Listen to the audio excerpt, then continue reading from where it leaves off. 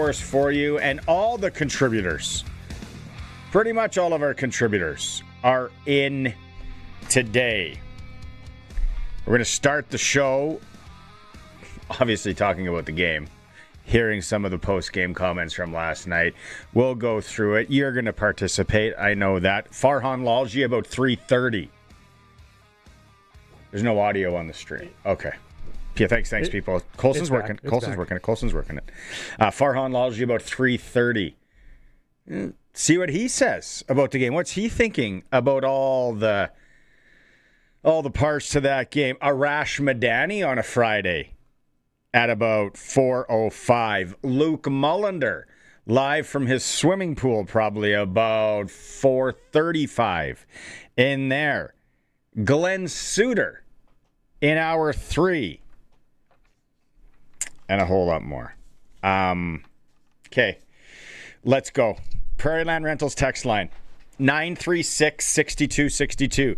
Prairie Land Rentals, 600 Albert Street. You walk in there right now, you deal with the owner. You can talk about that Rider game because he's got season tickets. He'll sit down and talk. So if you need anything for that job as far as rental go, maybe it is a front end loader. Maybe it's something big like that, or just a power tool. Maybe it's something small, nail gun. They have it there, and then they're the Husqvarna dealer, 600 Albert Street in Regina. Prairie Land Rentals, 936-6262. Colson, I'm going to throw it out there, and I know sometimes if people want to call today, because the text line, remember, if it's more than 20 words, it doesn't load very well, and it's hard to read. How it is. Barney just doesn't like to read. They're very hard to read. And I got contact issues today. 936-6262 if you want to call. There's a 1-866 number, 1-866-767-0620. Fire away. The floor is yours. Best call of the day, I'll find a prize. I think we still do have a Sportscage hat somewhere kicking around. Maybe some back closet somewhere kicking around. 36-34. I'm not going to get to my bets yet that I lost because some people are. I went like 4 for 4 though. 4 loss, 4 win. Where's everybody? If you have to hang your hat? If you have one issue from that game, what is it? Yesterday, because the offensive pass interference. Yes. Mm-hmm. That's a garbage. We've all watched a lot of football. You know, a lot of people played football. Is that an offensive pass interference penalty? I'm going to say, and I'm not just saying this, we're the broadcaster of the Riders, and I honestly think if that would have been Winnipeg and Calgary tonight and they call that on Alfred or Dembski, I don't care. I'm like, that's a garbage call. Come on. So I don't know who 44 is. Do you have that kind of info? What ref that is? I've actually. Who was the ref? Who were the refs last night? Who was wearing 44? Hold on. Look at these. Yeah, it's okay. So we're there. That's the one issue, but I don't think that breaks defines the game. Yeah, because we got down to the 3-yard line and didn't score. Mm-hmm. Well, we got the field goal. My, I guess where I would hang my hat, my sweet CKRM 100 hat, if you're watching the stream at sportscage.com, is confusion in the secondary. And not on the same page, and Austin Mack lighting us up. Yeah. And hey, but with that said, I think, I'll just say it, it's football. That happens. Yep. That happens in any sport. We have taken advantage of other teams when they do that. We did when there's a mix-up. Yeah, true, yeah. KSB had the big touchdown. Okay, so there's that. Are we going there? And Cody throwing for 5'10". Cody had supper at Memories on Wednesday night. We saw him there.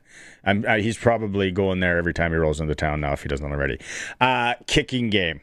Okay, we got it. We got to dig into this now because we are into the season. We are past the quarter pole.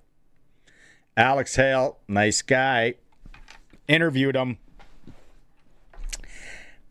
My confidence personally, me alone, my confidence with Alex Hale right now would be sitting at about 4.5 out of 10. Oy. Anything past 35 yards, 4.5 out of 10 for me. Well, he made 47? That was his long today. Yeah, but you're supposed to make those. Exactly. That's the job. That's like the accountant being able to fill everything in on the spreadsheet properly. That's me hitting the 2 buttons that send us to break. Exactly. Like, supposed to do that. And then turning your mic off. So there's that. And some people, I'm going to get to your messages. Thank you so much. 936-6262. What else am I missing that people are losing it about the game? Hey, the conditions. What a night for football. Oh, great night. And that kind of leads to the Alex Hale. It's like, if it was windy and rainy and we can maybe let it slide, it's perfect. And then they kick one that might have been good from 70 to win the game. So that's bad. Like, again, when they kick the ball that well, they marched the field to get there, right? Like, I think there was 2 third down plays. One of them was a 3rd and 10 where we could have stopped them, and we didn't. I'm going to give him the nickname Shady Tom Valesi. Shady Tom Valesi is my new nickname. If you're watching the stream, did anyone see the clip of when they're measuring for the first down and he rolls the ball? I don't think I've ever seen this before. I mean, it was our first down, so I was okay with it. Still. But yeah. By the way, referee number 44 is Blair Brown out of Calgary. At the start of the season, he had officiated 199 CFL games. So he's not a newbie. Blair Brown, number 44. Okay, but if you're not watching the stream at sportscage.com, do you know what I mean? Like, did you see that? The sticks go down, the measuring sticks go down, which, okay, that's fine. And then the ball is there. But then Shady Tom Valesi rolls it. We've seen it in the NFL where they get the card out. Yeah. And they go down, which is kind of weird too. But rolling the ball, don't you move the sticks over there? I did chain gang. Gordie Howe Bowl. Grade 9 and 10, senior football. I was a chain gang guy. I don't remember doing that. I remember wearing boat shoes though. And one night it got really cold. But I don't know. Tom Valesi, that's not a good look. Yeah. Okay. I'm going to hang my hat on the secondary confusion. And that was... But it happens. It happens in football. Marcus Sayles. Coulson.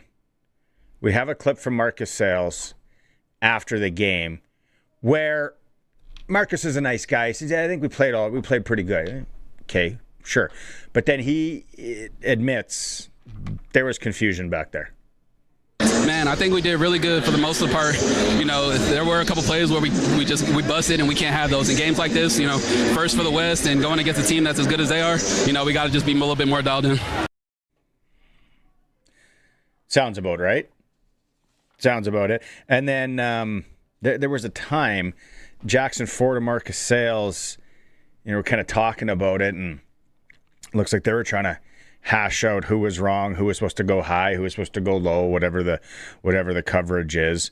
Again, it happened. We got exposed on those ones last night. Sometimes it happens. They go to the other side, and it's all good. But we got exposed in that, and like to your point, Coulson, we exposed teams. We did it last night. I think a lot of people too, if you want to, are talking about how we took the time count. We didn't put a player on the field. Yeah. Jaden Dahlke. The missing man. Yeah. And Mark Killam declined the penalty, which... Classy. I think that's the play, right? Like, imagine if he wouldn't have. And I would think that would have been set up before. I think you would have mentioned something to them, be like, hey, first punt, we're going to do this. You know, if you can just respect us in that. Yeah, for sure. Hockey, it's been done in hockey with different things as well. Can we just say, though, like, what a game. That's the thing. Like, what a shootout. And I know Luke was saying too bad it was on a Thursday. I got as close as you can get to official number of bodies that had tickets or were scanned in from a source. I was surprised. I can mention that later. Okay. You take a guess. How many actual people scanned tickets were in there? Okay. I gotta find this text from this reputable source here, and I'm gonna write it down. Okay. I am gonna guess. Let's go 28,562. If this is Price was Right, you would lose because you're way over. I'll give you that as a hint. Okay. All right. In the 28, there was no 28,000. Yeah. Unless they were shoulder to shoulder in the bowels of Mosaic Stadium and we couldn't see them. Yeah. Okay, so I'm too high. That's your hint. That's the hint. That's the hint.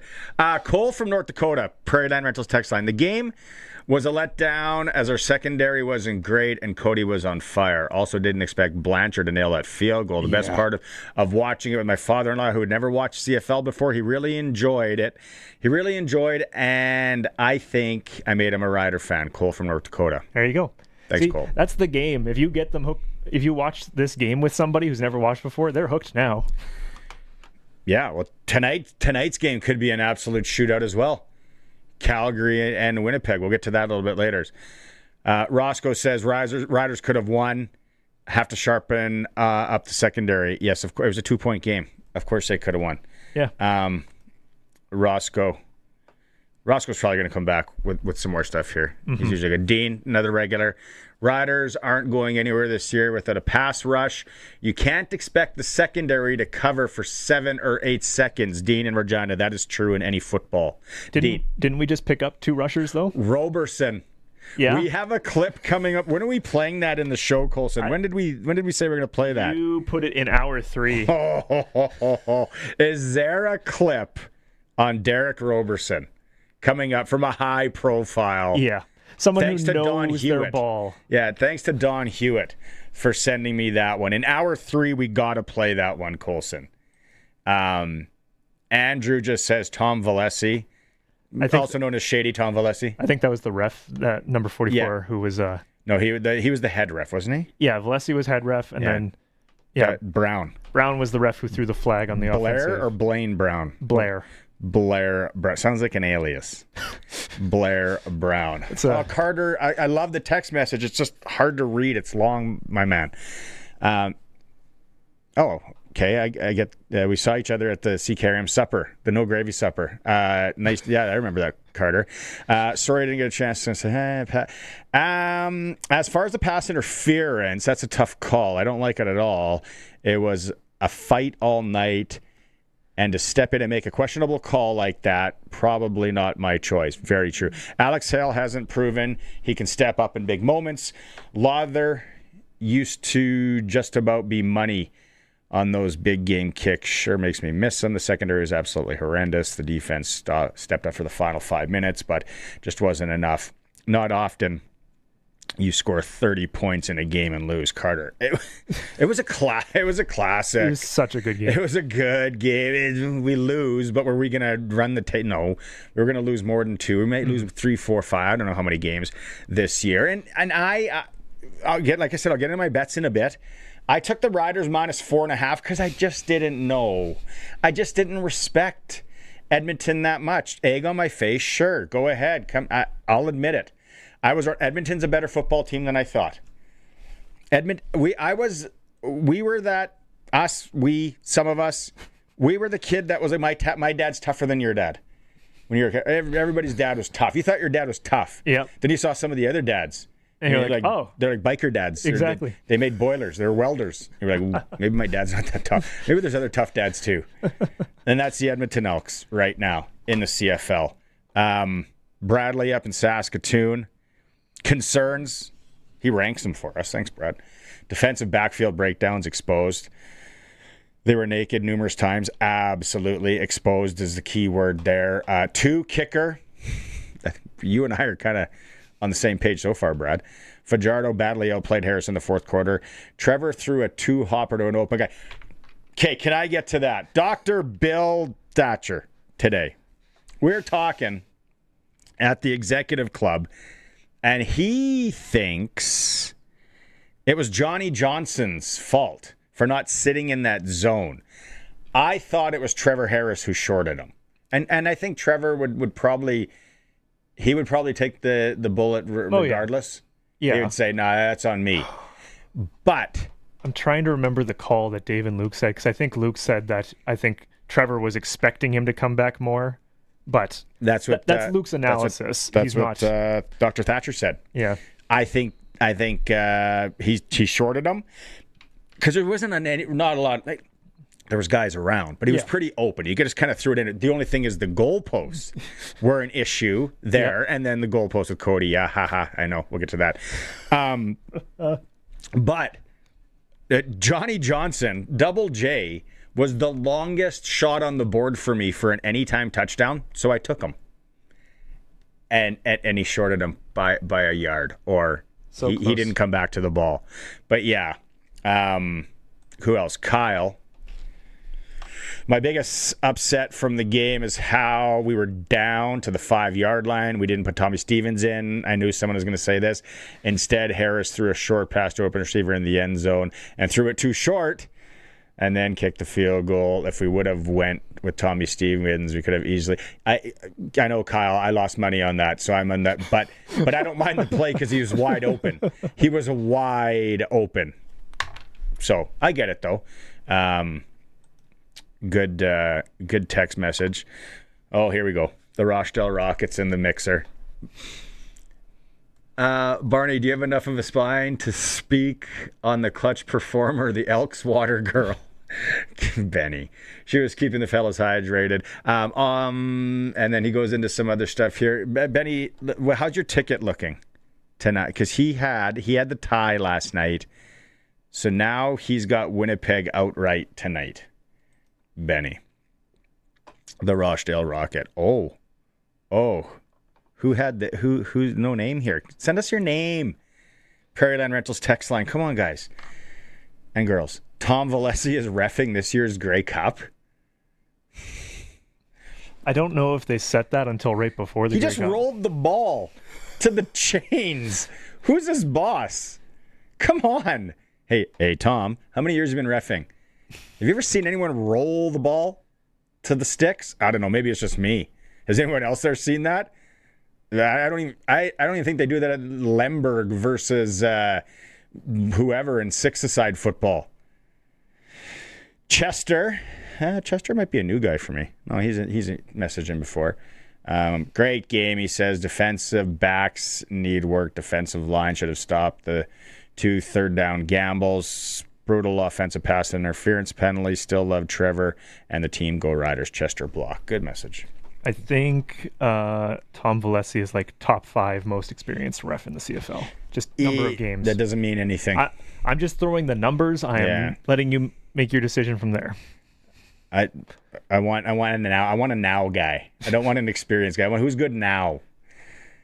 Hey, it's Jim here. Awesome game last night. I felt a few bad calls, but I think the best part was when Cody Fajardo hit the post like he did in 2019 against Winnipeg. Yeah, same post, exact same post. And my favorite part was after that, he's running back to his bench, hyping the crowd up. He's like, "Yeah, I know what I just did. Let's all laugh about it." He was eating it. I love it. Captain Harvey Ryder said that game was 6 seconds too long. Oh boy. Benny's coming back. Benny, I'm not going to read those ones. I'm not going to read those ones today. Andrew says, don't see Winnipeg winning tonight. I'll take VA over Drew Brown. I'm thinking the same thing, Andrew. We'll get to that maybe sprinkle of the day later. But I appreciate that. Kim up in Saskatoon. Look at these text messages coming in here like crazy. Okay, so Kim's saying, Barney, rolling the ball on a measurement is a common practice in football. It's not shifty or KG even, though the rest of yesterday's game was one of the most was one of the most notorious refs in Canadian Football League history. The team last night had too many players on defense in zone coverage and not man. And Cody picked them apart, and we need a kicker. We need a kicker 5 weeks ago. Kim from Saskatoon. Kim, I've never seen the ball rolled like that. Me either. Against the sticks. Maybe we just missed it, but I never have. But Kim, see the thing though, and Kim, you sound like you know football, right? You can't play man all the time, and you can't play zone all the time. Yep. It's like you got to mix it up. There were times though, with that said, that it was one of those things, and we see this with Trevor Harris, our guy. It's almost like he knows exactly what coverage he's in, or the other team's in. So he just throws it there. And that's what Cody did to us. Yep. There were times that it was like Cody knew exactly, or the offensive coordinator, whatever the great call was. And that happens. That happens. What a shootout, though. Right? Like, what a game. No one is close. No one is close on the attendance, the unofficial but official attendance of actual people in the stadium. I'm just letting you guys all know that right now. Okay? Some people are making jokes about it, and other people either way too high or way too low so far. Lewis Ward is at home waiting by his phone. Dylan in Saskatoon. Dylan should be Lewis's agent, because if you look up, he's texted that in a number of times. Carter, you're close with your number. I'll say that. You're still, if it's Price is Right rules, you're over. Yeah. What's the over under on when we're going to start hearing the Renee Paradis to Saskatchewan talk? I don't know. Didn't somebody say he's like last week on the show say he's a firefighter? I think he is, yeah. In Carter, your second guess was very close. I'll give you that. Andrew, you're shy on yours. But people are going to say Kim, American. I don't know if that works. You got to figure something out with the global players then, because... But global player can go on the practice roster. Yes, but we need to make sure we have enough on the roster, because both our kicker and punter are global right now. I think you only need one, but I think they keep two in case one of them gets hurt. But when Greg from Piffle's podcast, who's like dialed on the CFL rules, he said that we can have a global that we just put on the practice roster. Yeah, but if he's good enough, somebody else might grab him then. So it's a risky play. Go find a guy in Italy hanging out in jeans. Just get him on the practice roster. Hey, we need you for a few months. Come to Regina, Saskatchewan.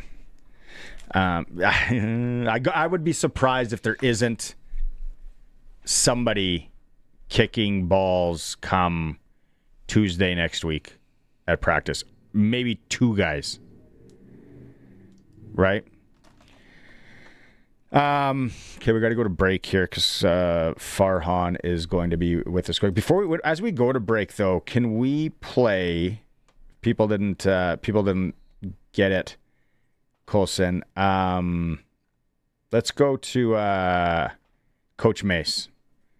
Coach Mace after the game last night, starting with what they did, stopping the run, but lackluster against the pass. Yeah, just mental bust for us. Obviously, we got guys running wide open. Just got to be tuned into the details, man. We missed that on a few occasions tonight, but like anything, we'll go back and we'll attack it, and we got an opportunity to go right the ship next week in Edmonton. How about your special teams coordinator, Kent Majuri? He had some things up his sleeve tonight, and boy, they almost worked a lot of the time. Yeah, man. That was something that we were waiting to call, and it was there. We just couldn't quite get it, man. But the look was everything that we wanted. We wanted to be a little aggressive. Just again, similar to the game, just didn't turn out the way that we wanted there. AJ Ouellette goes down. Trevor Harris seemed to turn it up as the leader just led all the way and wasn't going to let this one get away tonight, it seemed. What did you see from your offense? Yeah, man, they showed up, man. I thought obviously they was carrying us tonight. Did more than enough to give us an opportunity. Obviously at the end there, we'd really like to convert that last one, but man, these guys, they were marching the field all night, doing a heck of a job. So credit to them. As you know how it goes, we got to show up and do the same thing next week. Coach, when you have a back and forth shot for shot game like that, how do you prepare for the next one, right? Like, how do you approach it? Which positives can you take right now from it and implement and use those as just sort of the move forward for Saturday? Yeah, I mean, there'll be a ton of positives to get on the film. I feel like there was a lot of good things that we did as a football team. Just ultimately, we got to make sure that we fine-tune some of the big mistakes. These back-to-backs sometimes comes down to health. I feel like we got out of there fairly healthy. We'll see how that goes. But, we're going out, and this is a good football team that we're playing. So we're going to their barn. And we're going to have to make sure that we're going to have to execute. There'll always be some wrinkles and plays off of what we saw tonight from both sides, but ultimately it's going to come down to execution. Why test for asbestos? Because before 1990, asbestos was commonly used in more than 3,000 building materials and other products. Because when asbestos fibers become airborne, they get into the lungs and cause severe damage over time. Because asbestos exposure is the #1 cause of work-related deaths in Saskatchewan. Built before 1990? Test for asbestos. Start at worksafesask.ca. They could have just called it a flooring store. Yeah, but that doesn't really cover it. Carpet, hardwood, laminate. Outdoor flooring, artificial turf, rubber athletic flooring. Hey, that's more than a store. Exactly. That's a superstore. So whether it's your living room, your garage, your gym, or your backyard, think bigger, think super. I think you've got it now. Flooring Superstore. Quality floor. Over 20 years serving Regina and area. FlooringSuperstoreRegina.ca. The Roughriders season is here and the biggest 50-50 in Saskatchewan is back. Last year's 50-50 raised over $3.3 million for amateur football in Saskatchewan, and we couldn't do it without you. Thank you, Rider Nation. This year, we have bigger loyalty and early bird prizes than ever before, not to mention those life-changing 50-50 jackpots. See all of the prizes and buy your tickets today at riders5050.ca, and never miss a chance to win when you sign up for the 50-50 Club. Riders 50-50 is presented by ISC. Lottery license LR260010. Out here in southern Saskatchewan, the sun shows up for work every day. Might as well make it earn its keep. That's where Keln Solar comes in. These folks travel all over the province helping people put solar on their homes, farms, and cabins. They're local guys, Sask-born, Sask-raised, and not going anywhere. Except, to your place. Now's the time to start planning for spring and summer 2026 bookings. Give Keln Solar a call and they'll come show you your best options. Keln Solar. They move the power so you don't have to. KelnSolar.com. This is Sportscage. Be part of the show. Call 936-6262 or toll free 1-866-767-0620. 620 CKRM. Really, really, really, really good job texting in everybody out there so far in the Prairie Land Rentals text line. Colson saying, remind people listening to the stream to hit the like button, please. If you're watching on YouTube, hit that like button and subscribe. That helps Colson out immensely. Rod and Regina, you are really close on the unofficial, official attendance people there last night.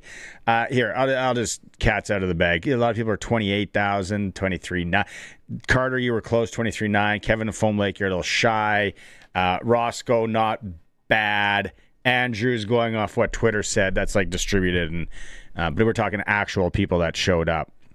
23,336 was what I got from my source. It's not bad for a Thursday. No. I was thinking it was going to be around that 20. So yeah, I thought, oh, what a, and I guess we could say, it would have been nice to have that on a Saturday late evening because it was such an epic battle, or a Friday, and people still got to drive on a Friday, which is hard from people from around the province. The tailgate was awesome. There's some good tailgates out there. People are starting to get it. The smells, the lot of burgers, a lot of hot dogs. Everybody that's doing that, you guys are doing a fantastic job. Kevin in Regina on the text line. I was hoping fate was on our side last night. At the end, when Harris one-hopped the TD pass on second down, that would have gave us 38 points, assuming the convert is made, and we probably win. And as we know, 38 was Dalkey's number. Good text message. Kev, one of the regulars here. There was somebody that messaged in here that said it looked like Johnson slipped coming back to that ball. It did look like his feet kind of went backwards when he tried to lean forward to get the ball when it was short. But I think that was more of his reaction, just quick reaction, than his feet didn't grab. Yeah. I need to see it. I know it might be tough to find. And I need to see, because for me, and then the replay, what I saw, it looked like Trevor just shorted him, which he's not. It's not a video game. It happens. He's a human being. Don, when you give up more than 500 yards offense, I don't think you can expect to win many games. Not a bad point, Don. Cody was feeling it. He was comfortable all night. Like I said, it looked like he kind of knew exactly what we were in at times, especially that last march in the fourth quarter. He looked good. Heather, I knew there was going to be something like this. Heather says, can we trade Cone to Ottawa for Lawther? Here's hypothetically, would Lawther even want to come back? He's doing his thing in Ottawa. He's playing well. He's got a new baby. I don't know if mom and baby are out there with him or if they stayed here. I've seen him post a few things on his socials, so I think they're out there with him. Yeah. No, yeah. Hey, I wasn't good enough. You got rid of me. And then it'd be a lot of pressure to come back and get dialed here. Because if you miss one or two, you come back. That's tough. That is tough. Bulls fan down in the US of A. Yeah, Cody hitting the goalpost. We did cover that. We'll talk to some of our contributors when they come on too, and how it was fitting that it was the same one as 2019 that he hit. Going through more. Let's go back to the audio here, Colson, and defensive game star Antoine Brooks Jr. Talks about some of the confusion and mental lapses. Shoot, we gotta, honestly, I feel like we just need to hold on to our emotions so we can play harder. I feel like we played very hard today. I feel like we need to get more on our tackling and making sure our corrections is right, because it's all about corrections in this league and making sure that, that we don't get the same mess up as last week or the week before that. So for this game, I feel like we played our hardest, and with the week that we had, I feel like we could have did more for sure. But with the week that we had, I feel like we just need to step up and figure it out. We'll be all right. Man, when you went down in the first quarter there, I mean, you are a player that came back from some injury time after time again since college. Does the doubt ever creep in at that moment, right? Knowing what you, or does it strengthen your resolve knowing that you've always came back? Doubt has never been in my mind, but is this my last play? It's never about doubt, because I'm gonna always play football to the last play, to my fullest ability. And honestly, if I want to be gone off the field, I'd rather do it off the field. You know what I'm saying? Like, if I want to be hurt, career injury, I'd probably wanted it to happen on the football field. So yeah. I mean, for me, it wasn't doubting. I was just worried about my toes and numbness, making sure that my back was fine. And honestly, I ain't want my teammates worrying too much, because I know what type of player that I am for my teammates sometimes. Talk about the fumble recovery. How'd you manage to get it? Were you in the area originally? It was a scoop and a heck of a run, too. Yeah, it was true. Whew. I was, playing my run fit, watching the whole play, and I kind of knew TC was going like go fast and try to pick it up as fast as possible. When all the people were near it, that's what TC do. So I just slowed down and slowed the motion down and picked it up because I knew if one person shoot at it, the next one going to shoot, and then it's always two misses in a fumble recovery. So I just got to make sure that it's slow it down and pick it up. And honestly, nobody really knows, but I feel like most people would say at home that I'm a better offensive player. So that once I get the ball, it's just like oh she wrote. Yeah, it's just like oh she wrote. I try to do as much as I can, but I did play a lot of offense. I just got hurt a lot, so I play defense. Chose to play defense in my college career. So yeah, nobody don't really know that part. Well, let's roll back almost 365 days when your defense traded you to offense and you were practicing as a running back. Those skills almost came in handy tonight. Yes, it did. A very great experience, and I love that the fact that it's an emergency thing, and it's not even an emergency. Even if they feel like they need me to come in and pass protect, or even come in there and run the ball. By any means, I do whatever I need for my team and make sure my team is correct, and that's the type of player I want it to be. Antoine, don't want to monopolize your time tonight. The goal was to stop Justin Rankin. You were able to accomplish that on the ground. How did you do it? Just making sure we tackling it as a group. It's never about solo tackles when it comes to the Riders, man. We like to collectively make all our tackles together, and whoever get the tackle, man. So I feel like when you ain't acting selfish about how to play and you communicating to your teammates, you'll make great tackles and make great plays. We just had to hone down on the second half and make sure that that we hold down on him because he is a good player and he can come out and make plays. It's time to get the inside story. TSN's Farhan Lalji on Sportscage is brought to you by the Cooperators. Time to get financially fit? Cooperators can build a plan that works for you. Cooperators, investing in your future together.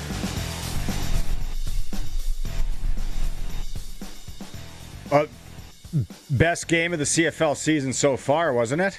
Oh, absolutely. Sorry for the delay. I was still recovering, coming down from Earth. I needed an extra 10 minutes from last night's game to recover before I did my hit because staff was excited. Well, they were kind of excited. Like, how do you feel if you're a Rider fan? Because you took part in the best game of the season, but you also saw your former quarterback put up 510 yards in a win in a game really Saskatchewan should have won, right? I mean, I'm sure we're going to talk about some key plays at the end of this, but that game was right there for Sask to fully put the nail in the coffin, and Edmonton came back and found a way. Yeah, so the thing I said at the start of the show is I'm giving more respect now to Edmonton from what I've seen. I had the Riders minus 4.5. I thought the Riders, at home. Edmonton's a better football team than I gave them credit for. And what Cody did, Cody, it was one of those games, Farhan too, where he seemed to know what the Riders were in. Yeah, he did, and there were some listen. I get that we're all going to give Cody his flowers, and he deserves them. However, any defensive coordinator you speak to in the Canadian Football League is going to tell you that if you're going to play Edmonton, let's find a way to make Cody beat you down the field, right? Like, let's first of all take away Justin Rankin. Second of all, we want to try to deal with all the underneath passes that Cody likes to throw, and let's take our chances to see if he can beat you down the field. And he did. Right? He doesn't always, but he did in this game. And so, whether he knew what they were in, I think what Saskatchewan was in is what BC played, the previous week against Edmonton, right? But there were some receivers running wide open in the secondary that you just don't expect to see. You saw it on that last play there from the Riders secondary that's experienced. They're fast, they're physical, they're all of it. And I think they took advantage of some of their physicality. I think they took advantage of some of their desire to come up and attack the run. One of the things with Cody, with the amount of screen game that he does to be successful, is there's a lot that's open behind it, and you almost don't even have to fake screen passes. You just have to show those looks and teams overreact. And teams overreact to Justin Rankin and create play action opportunities. So you're just going to take your chances as to whether or not he can beat you with those shots. And again, he doesn't always, but in this one, he certainly made Sask's secondary look bad. Yeah, the confusion pieces, and I think you coach football as well. It happens in every game. The best teams, there's some sort of broken coverage. Sometimes when you get hit on it, you're exposed. Other times you're like, "Oof, that was close." Luckily, he didn't see that. That we exposed them on one yesterday too, so that happens. But to your point, and you bring up a good point with the screens and the different looks that they can give, where guys, even if it's a quick little flinch, right? Like we miss the hook and go early in the game as well. That little flinch, and then a guy can be gone, especially in the pro game. Yeah, you're right. And I don't even know that Cody needs to flinch. Sometimes it's just a case of the receivers showing that look, right? Like one guy shows he's going to catch a screen pass, one guy shows he's going to step out and block, and then the third guy goes and takes it down the sideline. And they react to the receivers. They don't always need to react to a pump fake by Cody, which he does from time to time for sure. So, it's one of those things that teams are aggressive on everything within 5 yards. And that's just the way you've got to play. But, there were some balls that Cody would step up and just rifle over the middle of the field between the hash marks. And, the one thing with him is he really knows where he's going with the ball early. And that allows him to throw with a level of confidence. So if he's comfortable, and Saskatchewan's D-line did let him get comfortable most of the night. Yeah. If he's comfortable and he can step into those throws and he knows he's going there early, he looks off, and then drives it, he can do that. He can make those mid-level throws as long as you give him time to do so. The offensive pass interference call, no, I don't think it defines the game. But it's such a bad look with an absolute, classic game that we had going. Yeah, I didn't like it, but I didn't think it was egregious, right? Like you think of the Super Bowl where they called OPI against San Francisco against Kansas City like 4 years ago, and the debate was, did he extend or did he not? So he absolutely does get his hand on the defender. He does, and he is attempting to get separation. But does he extend, or was it simply a matter of hand fighting and that he got contact during the hand fighting? And I think it was more that. I don't know that there was ever full extension on this play that was enough to have it called back. I thought it was marginal. I didn't like the call, but I don't think it's egregious. I think it was close, but I'm not calling that. Yeah, because it's almost when you see, and I know not everyone's watching the stream, but people watch it, and if they're listening to the radio, it looks like right here he kind of gives the move where the Edmonton guy has to go. So I don't want to say it was a sluggo, but it was similar, right? Where he kind of gives the inside move, and the Edmonton guy grabs him, so then he puts his hand on him, and I'm like, well, and no challenge, obviously, but it was just too bad that's one of the big parts of the game is absolute shootout. Can you show him the clip of the ball rolling? I want to get Farhan's take on this. I've never seen the ball rolled like this when measuring for a first down. So now the stick, we have all seen the chains go down, and then kind of that weird roll like that. That looked a little awkward. Yeah, I did, and I've seen that before. I've actually seen it once in a college game where the official actually took the stick and leaned it back, even though the bottom of the stick was a little forward. So yeah, it was a little weird, and I think that was also the play where they the command center moved the spot. So there were some close ones, and you're going to get that in a game like this. Honestly, for me, and me, I love Trevor Harris, right? But it was the previous drive where they had to settle for the chip shot field goal where he has a receiver open in the end zone. I think it was Johnson, and he left it short, right? And, there was some debate on the broadcast as to whether or not he was trying to avoid the goalpost, but you could see on the broadcast, or the crossbar, I should say, that wasn't necessarily a part of it. But, Trevor makes that throw 99 times out of 100, and if he makes it, it's going to get caught, and it's a touchdown, and the game's over. So as much as we talk about the measurement and as much as we talk about the OPI, that's the play that stands out to me. We have a lot of people messaging in so far. A lot of people think that it was Johnson needs to come back to the ball. Some people saying he slipped. I think Trevor shorted him. Again, it's not a video game. I did He's too. He's a human being, right? Yeah. And anyone that's throwing footballs sometimes you short guys that are wide open. I think it was the right play call as well. The other thing that really burns me, Farhan, was the longest play on the board for an anytime touchdown, and I had him for an anytime, the longest shot on the board, and he shorted him. Love it. Love it. And, and like, I think sometimes when a guy is that wide open, like one of two things has happened. A guy's that wide open, and sometimes you almost try to be too perfect. And you just try to fit the ball and kind of float it there because you've got time rather than just throwing it like you normally do. So either that happened, or somehow Trevor knew that you had him as an anytime touchdown and says, I'm going to screw with Barney. So it's one of the two. Yeah. I kind of think it might have been the former, but never know. Would you be surprised if we don't see another kicker at practice next week in Rider Camp? Yeah, there's not many to go around, right? Toronto's going to be doing that on Saturday in BC. They've got a rookie kicker out of Windsor that's going to do it. And if you're Sask and you had to deal with that with Brett Lowther earlier, and you thought you had things solved, and now you don't, because you make the 48s, and then on the 46, it's not even close, right? Like it's Sir Shankalot, like that was bad. So. Yeah, didn't have to worry about it going through the end zone for a single. Leak's just able to pick that up and easily, comfortably take that out. So that was also another defining point in the game. Have you heard anything on where Paradis might land or what he's doing in Calgary? Is he thinking of playing? Where does he fall? Like, he's raised in Quebec, born in Venezuela. He's a national, right? Yes, he is. Yeah. Yeah, he's a national, and they're trying to get him healthy and ready to play. So I fully expect him. Like he's under contract with Calgary. He's listed on their injury report, so it's not like he's out there as a free agent available. Like he'll be playing, and I think he has begun kicking again. So I would imagine within the next 2 weeks he'll be back in the lineup in Calgary. What do you think when Cody hits the goalposts there?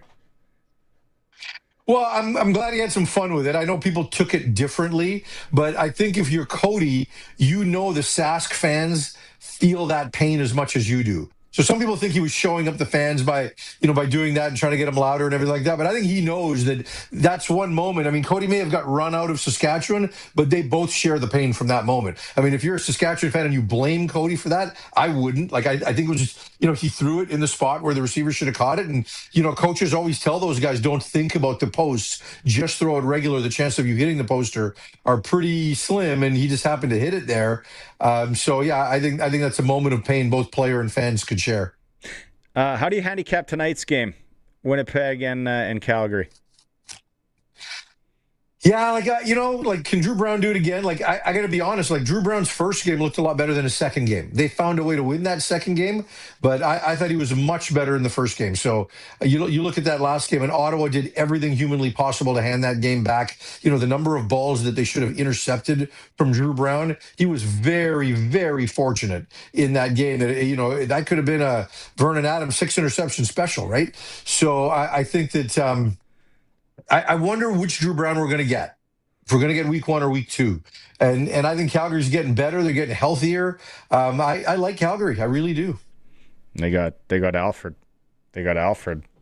The Moose. They got the Moose, back. yeah. Man, that's a big target. Do you know anything on this, close on this one? Do you know anything about this BC Place and the Whitecaps maybe buying BC Place we saw today? Yeah, I think it's on the table. It's taken a long while for the team in the province to kind of get together and really understand what each other's numbers are and what the proposals are. So I think in the beginning, it was all a case of let's find a way to, let's see if there's a possibility to give the soccer team a management contract for the stadium so that it's no longer PABCO, BC Place Pavilion Corporation that runs the building.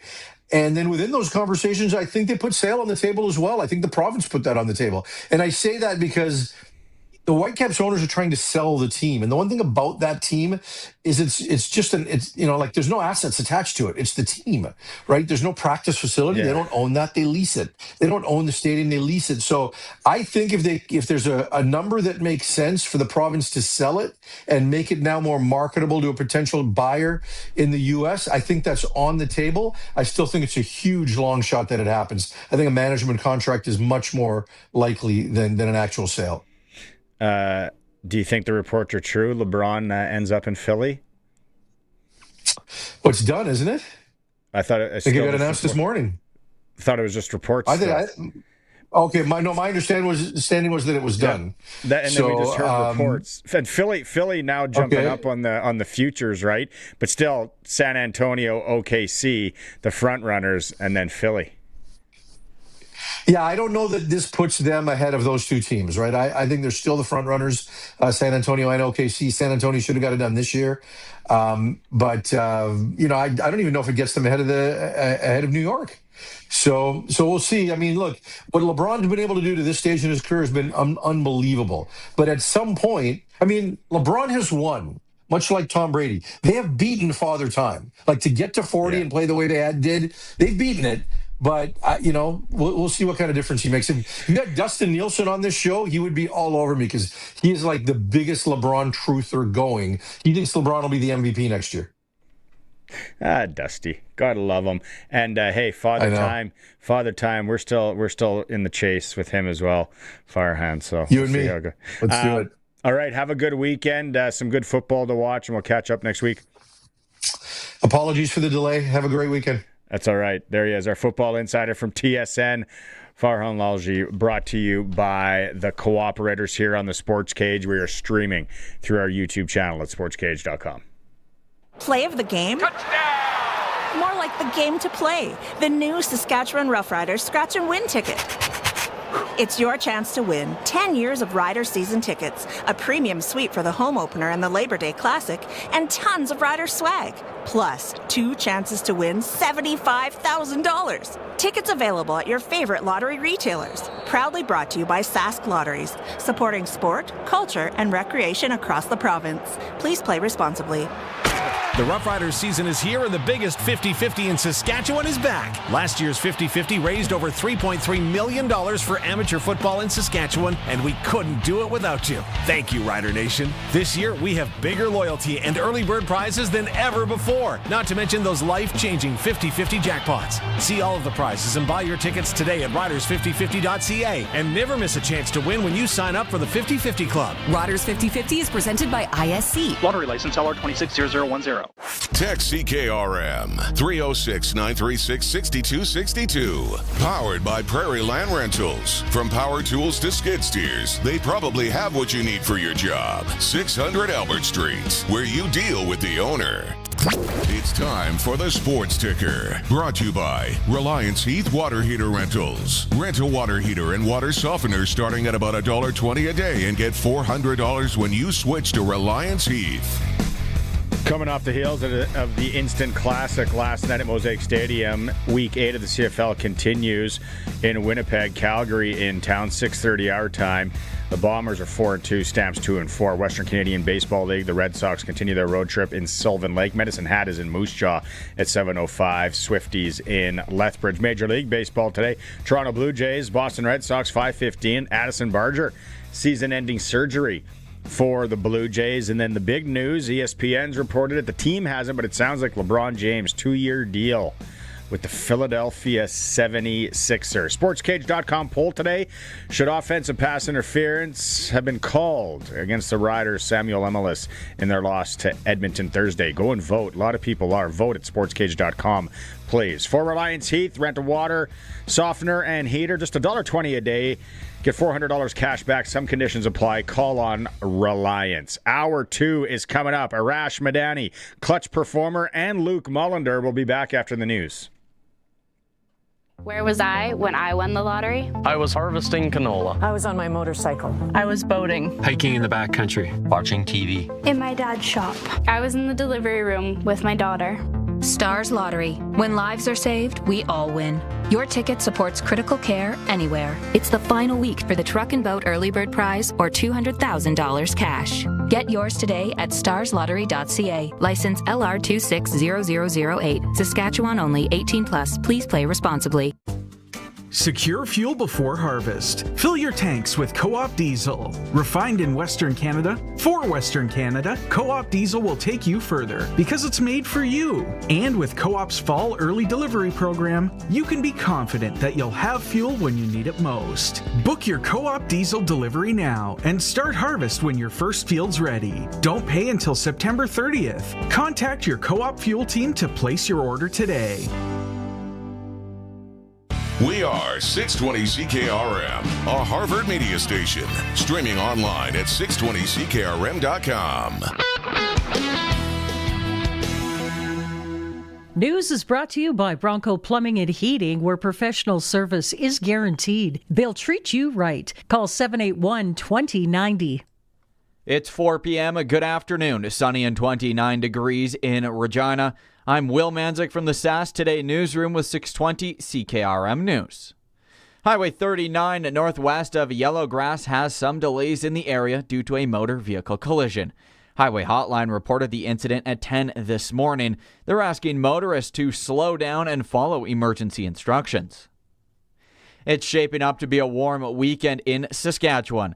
In Regina, highs are expected to reach 34 degrees Celsius. Heat warnings have been rolling out across the province and are expected to continue as the day goes on. So far, heat warnings stretch from Meadow Lake down to the U.S. border and over to Manitoba, including Swift Current, Moose Jaw, Weyburn, Estevan, and Carlisle. Currently, Saskatoon, Regina, and the rest of the central and east part of the province aren't under a warning. With all this heat, health officials are hoping to keep you safe. They recommend drinking water regularly, avoiding strenuous activity during peak heat. You're also asked to check on older adults and others who may be more vulnerable to heat-related illnesses. If you're using WestJet to take a trip this summer but are worried about the potential looming strike by the airline's flight attendants, WestJet might have you covered. The airline is offering customers set to fly ahead of the possible strike a chance to make one-time changes to their bookings without fees. Brenda Molina Navidad has more. The Canadian airline says the flexible travel policy applies to those planning to travel between July 30th and August 4th. WestJet flight attendants could go on strike as soon as August 2nd if they're unable to reach a new deal. The airline says talks with the union continue to progress and it's optimistic that it can reach an agreement. But it says it's committed to giving customers certainty, so it's offering them the flexibility to make travel decisions that best meet their needs. Brenda Molina Navidad, The Canadian Press. The Saskatchewan Health Authority says the Regina Urgent Care Centre will close early today due to physician availability. The center will be open from 8 a.m. to 4 p.m. and will return to its normal schedule tomorrow. Patients with medical emergencies are advised to call 911 or visit the Regina General or Pasqua Hospital emergency departments. For less urgent concerns, Healthline 811, walk-in clinics, and some pharmacies remain available. The Saskatchewan RCMP are asking for the public's help in locating individuals with active warrants. A monthly list of wanted people has been released, featuring individuals identified through a scoring system that considers the severity of current criminal charges. Police say the list is not complete and it's intended to support investigations through public tips. Anyone with information should call 310 RCMP or 911 in an emergency. The complete list is available on sastoday.ca and 620ckrm.com. That's 620 CKRM News. Read more stories from around your community and around the province at sastoday.ca and 620ckrm.com. When summer heat hits, there's nothing worse than an air conditioner that can't keep up. Stay cool, comfortable, and ready for those hot Saskatchewan days with a new Bryant air conditioner from Bronco Plumbing, Heating, and Cooling.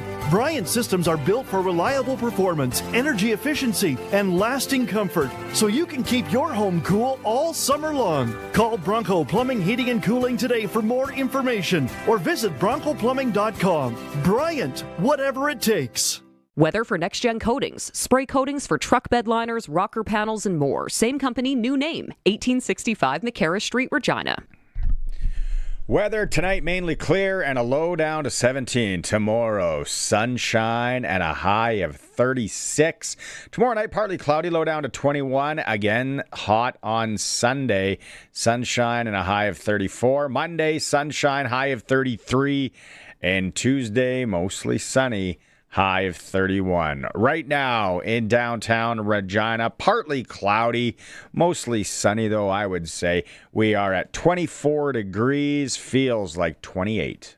For over 40 years, you've known them as Regina's trusted vehicle protection specialists. Now they're introducing the next gen of coatings. New name, new level of protection. They're now next gen coatings. 3 generations of their family have served your family, and that hasn't changed. Same owners, same commitment, ready for the next gen of truck beds, rocker panels, trailers, bumpers, and running boards. The company hasn't changed, just the name. Next Gen Coatings, 1865 McCarra Street. The next gen starts now.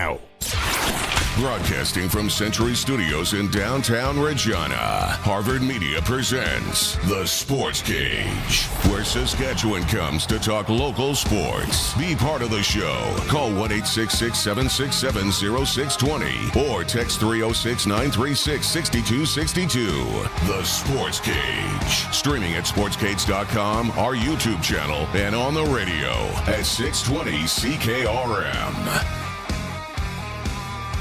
You by sastoday.ca, Saskatchewan's source for news. Colson's with me. Colson says, thank you very much, everybody who's hitting the like button that's watching through the YouTube feed at sportscage.com. Hour 2 is here. Arash Madani standing by. We're going to have Clutch Performer, and we are going to talk to Luke Mullinder about the game at the bottom of the hour. Just a couple of text messages on the Prairie Land Rentals text line I wanted to get to here before they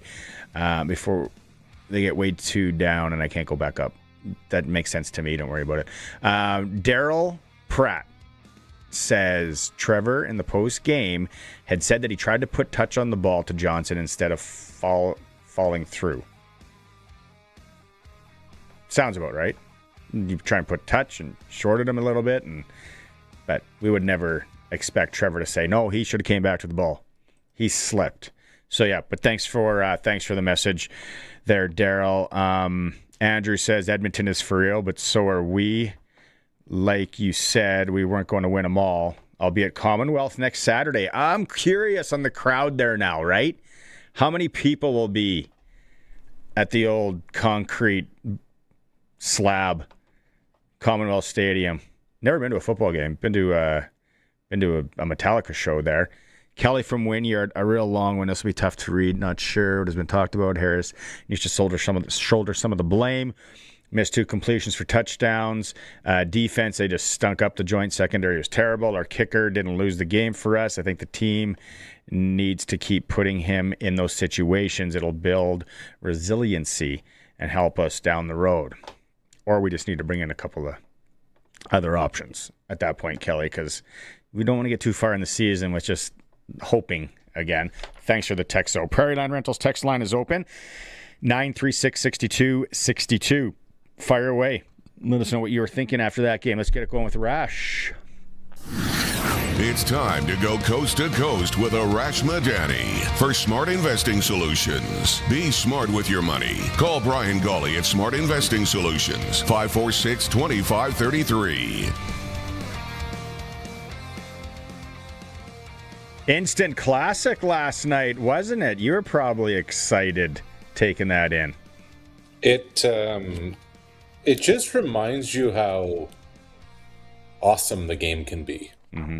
When it's played at a high level, when it gets electric, when offenses start to cook, when it's going back and forth, when you have 2 teams at the top of the table going at it. I mean, what didn't it have? Here we are the next day. Like, this is everything you want in a football game, and then some, Barney. Like, it was tremendous, and I get people there are upset and nitpicking on this and that and the other. Hey man, the Elks get paid too. They want to win too. Football when it's played at its best comes down to like 5-6 plays that define a game. And over 60 minutes and all the back and forth, that's just kind of how it goes. I'm eating some crow. Edmonton's better than I thought they were. I knew they were good, but I didn't know where. I took the Riders -4.5. It's one of the bets I lost. Did you gain more respect from the Elks after watching that game? Yeah, I mean, look, you go on the road. A gotta-have game, a gotta-win game to really establish yourself and they did everything they needed to do. And Colson, for those watching the stream, run that last kick back. Like, the kick by Blanchard, a 57-yard attempt that probably traveled 67, you know, and the moment he connects with the football, Barney, watch him, he knew right away. Yeah. He's celebrating with his holder with the ball halfway down Main Street. Like, that is incredible. Edmonton right now, and right now is an important part of this because injuries play such a role. Edmonton is the most complete roster in the league, and the Riders are just like, they're right there. But it's amazing, like, when you have to make a play, when you have to deliver, when you have to do something, this Elks in each of the three facets did it last night. Now, I say that, second half last week against BC, their offense was a mess. But they just continue to find ways to win football games, and that's the name of the game. What do you think of the PI call? Terrible. Yeah. There's no need. There's just no need for it. We're just, like, in a game that's been so excellent, that's had so much on the go, it's time to just keep the flag in the pocket unless it's beyond egregious. Yeah. And I'm not saying that because I'm on a Regina station. Just in general, like, that football game was all of it. Let the players decide it. You know? Do you think the Riders have a new kicker come Tuesday at practice? Is somebody pushing? I should rephrase that. Yeah. Be careful what you let out the door, I guess, sometimes. You know? Do explain. No, just...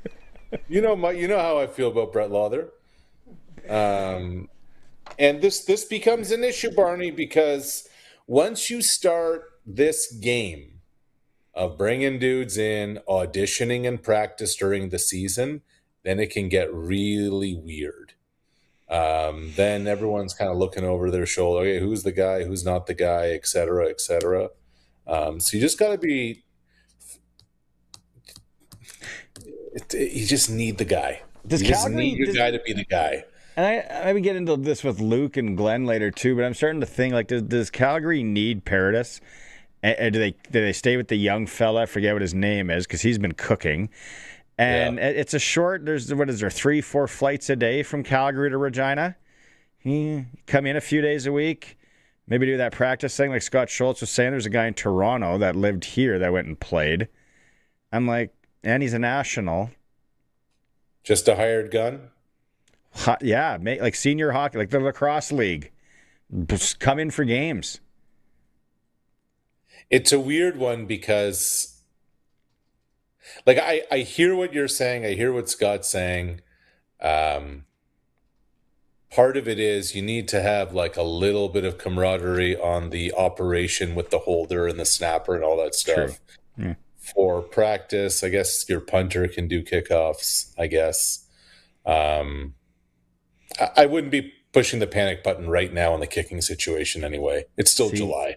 See, I did, because it's almost August, and then it's going to be September right away, and then we're going to be like, maybe we should have thought about this. There's 5 games to go until September. I just think we wait too long almost again. Almost a third of the season, you know? We wait too long again. Really, Kay. The best part of everything, though, I think, is next Saturday, I get to sit down at the cabin with some cold Great Western products and watch this again with a ticket, with a Sports Select ticket. Right, absolutely. And the play is the over, right? As long as the weather's going to be okay at Commonwealth. And, like, if that's going to be it, like, why don't we just, cancel the rest of the regular season and just have these two teams go at it over and over again? Because 7 gamer. Right. That's how good it was. Now, here's what I wonder about that game is, what does Corey Mace have new for Cody Fajardo? Because we have a long week. Derek You have Roberson. a long week, right? Thursday and then Saturday. It can't be the same stuff. Derek Roberson. They brought him in. He's a passer. Should we play it now while Arash is here? They brought in this guy from the UFL, right? Yeah. Derek Roberson. Do you have it? Listen, everybody out there. Thanks to Don Hewitt for sending this to me. Listen to one of the great NFL coaches talk about this guy that is now in the 306. His data is in our area. Listen to this. Another player that I like a lot is Derek Roberson. I got to meet Derek Roberson. I got to slap him right on his shoulder pad before a game a couple weeks ago. Roberson, I love you, man. I love watching you play, Yeah, I love watching you play. I love the UFL, but I'm trying to get back. Yeah, I want to see you come out the ball. You hear me? Feel me? I know it's late in the season, but that's why we're here tonight. Watch you. Let's go. I want to see it tonight, man. Let's go. Yeah, all right. I love that Roberson guy. This is cool, isn't it? He wears number 50 for D.C. He came out of Sam Houston State. He had 7 sacks and 40 tackles. He was on the championship team last year. This man played for the Tennessee Titans. He had 2 sacks against Drew Brees. But Roberson wears number 50. He is a badass. Him and Cam Gill, I would take on my team anywhere. Look at that strip fumble right there.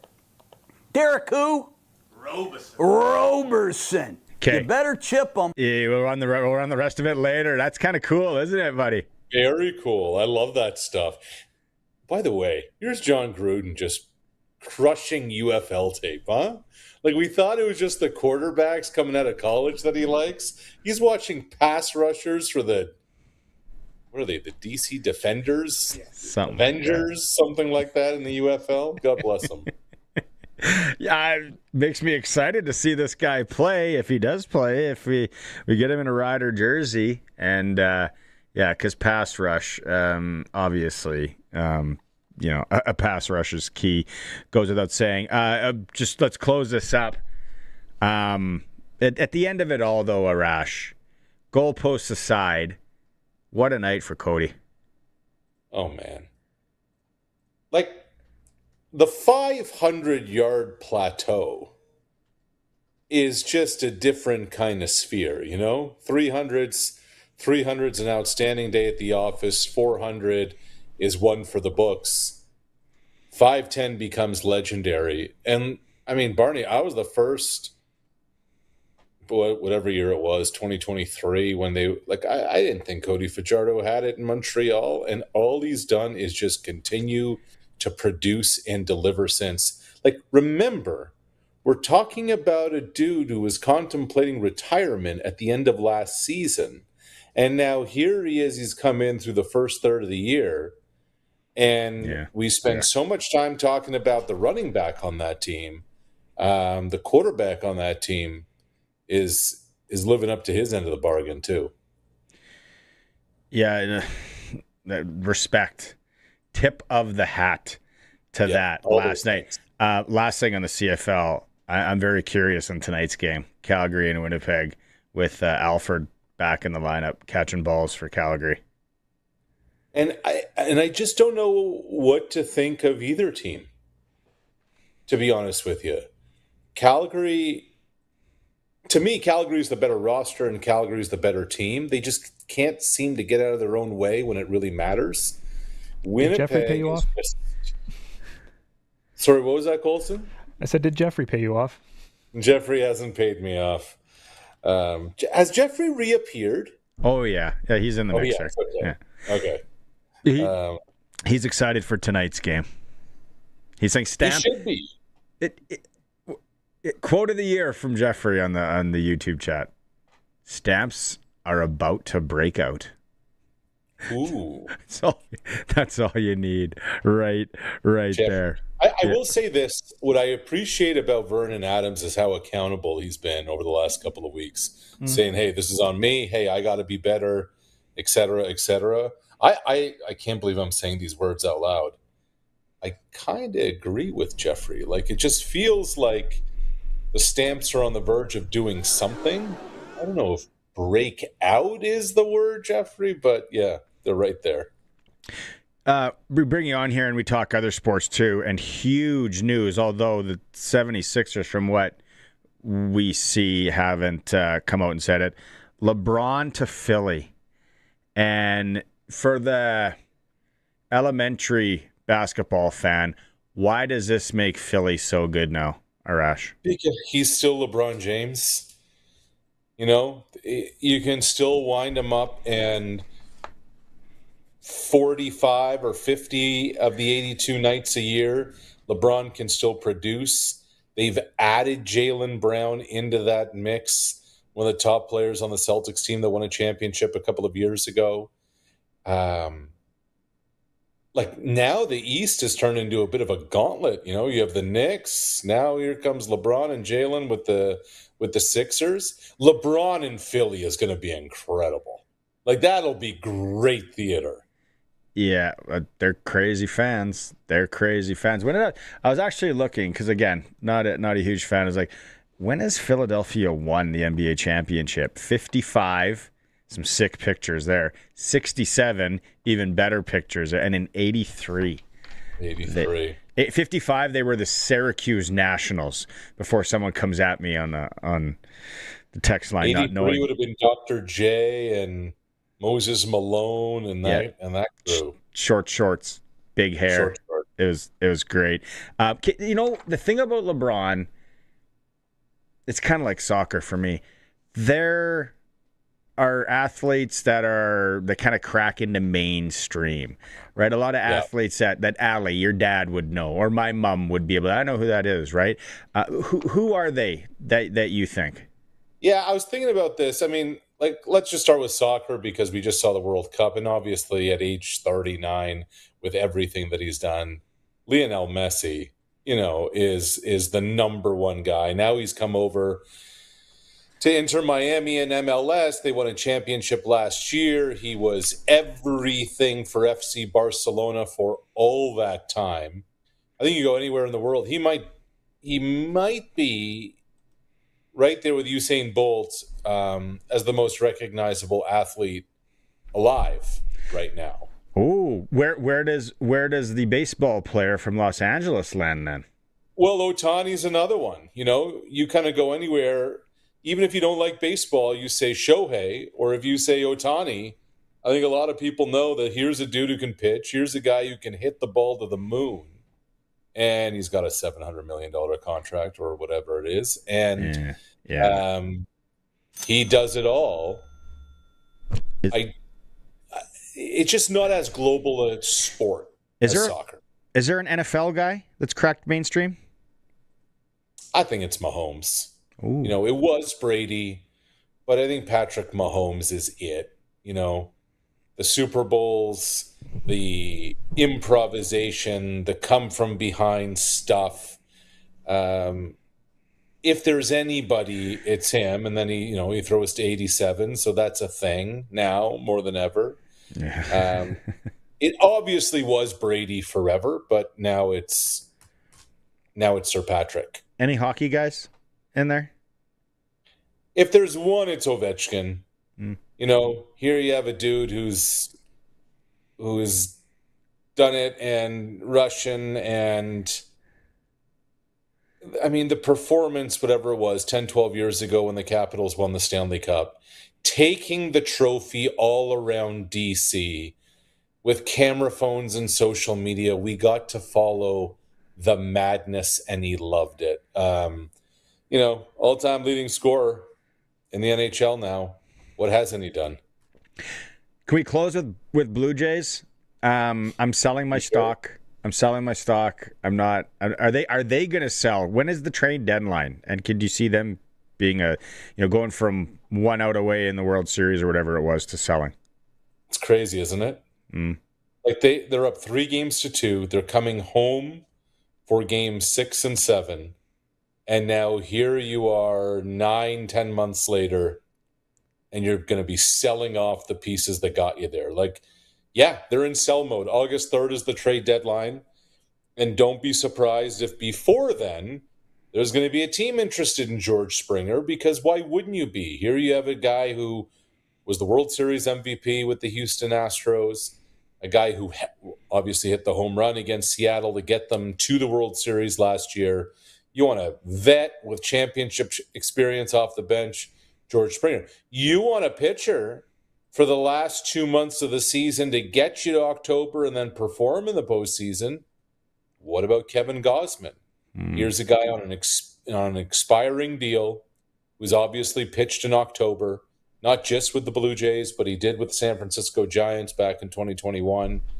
He's a dude. He's a vet. And Barney, I want to tell you, Shane Bieber, who just came back from injury, whatever it was, 6 weeks ago, he might actually get them the most if they're going to trade him off. So it all came crumbling down in a hurry for a team that unbelievably is now 9 games below 500. Okay, I'll let you know. So I didn't text you, but here's how it went down for me yesterday with the game. Okay, yes, please. Riders minus 4.5. No. Under 58.5. Oof. No. Yeah. Under 28.5 first half, which I thought was Lock City. No. Johnny Johnson, the longest shot on the board for an anytime touchdown that I could have taken. Johnny Johnson, right here. Oh. I know, buddy. But I know, longest shot on the board. But I went KSB anytime. Value wasn't there, but I hit that. I went Javon Leake anytime. Okay, Edmonton nice. hit it, and I'm playing it all year long. Del Duncan anytime, hit that. I hit the under on both running backs, rushing as well. What did Johnny Johnson anytime pay?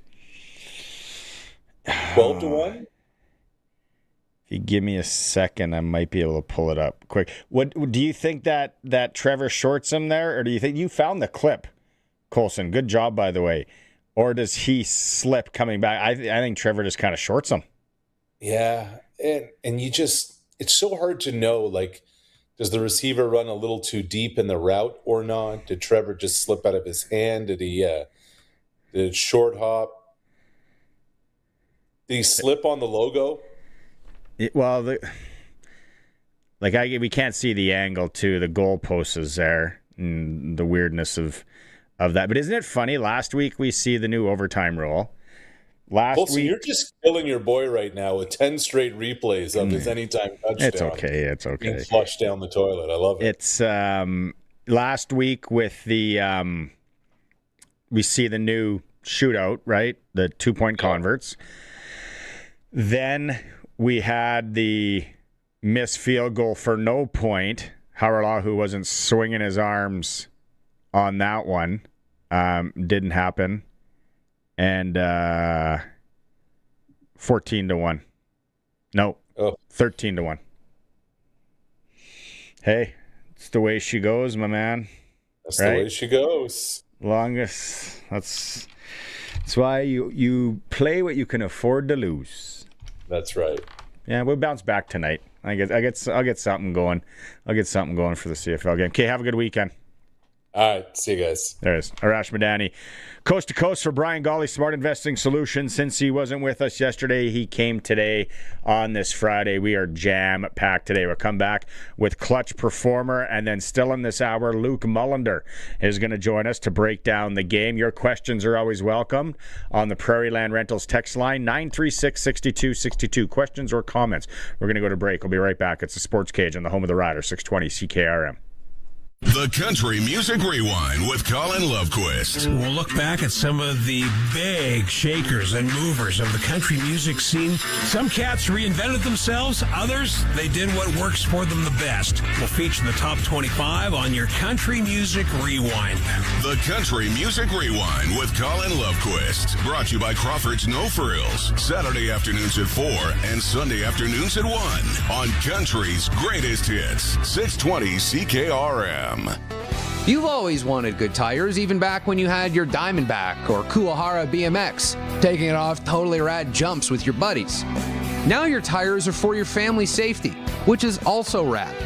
Rad drivers go to your local Cooper tire dealer. They carry Cooper Cobra Instinct tires. They bring your car to a shorter stop on wet roads and have decisive maneuvering and sporty performance. Visit your local Cooper Tire dealer and ask for Cooper Cobra Instinct tires. Why test for asbestos? Because before 1990, asbestos was commonly used in more than 3,000 building materials and other products. Because when asbestos fibers become airborne, they get into the lungs and cause severe damage over time. Because asbestos exposure is the #1 cause of work-related deaths in Saskatchewan. Built before 1990? Test for asbestos. Start at worksafesask.ca.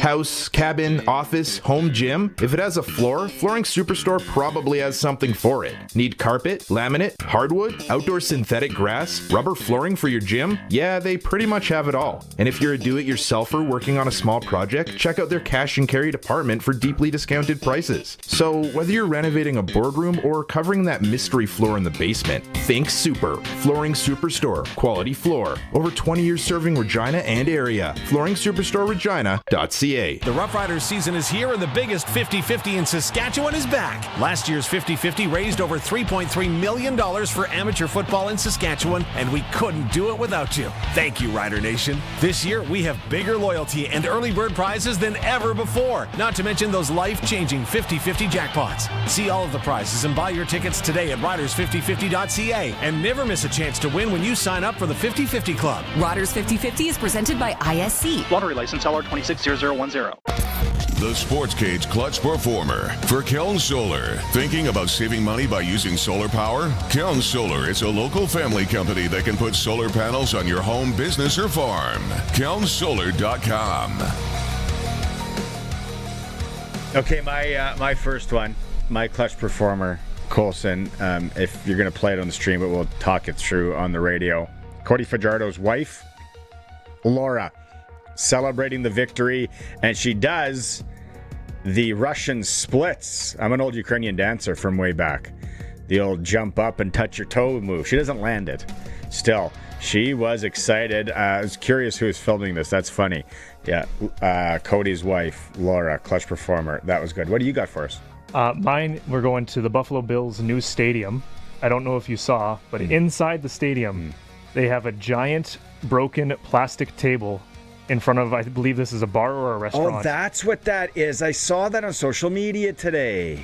Yeah, so in honor of Bills Mafia, in the stadium, they got a giant broken plastic table. Clever. There was some old boss, though, when they wanted to do that. There was some old guys, no, we're not going to do that. Let's not draw attention to that. And then they're like, just sit down, old man. We're going to do this. It's awesome.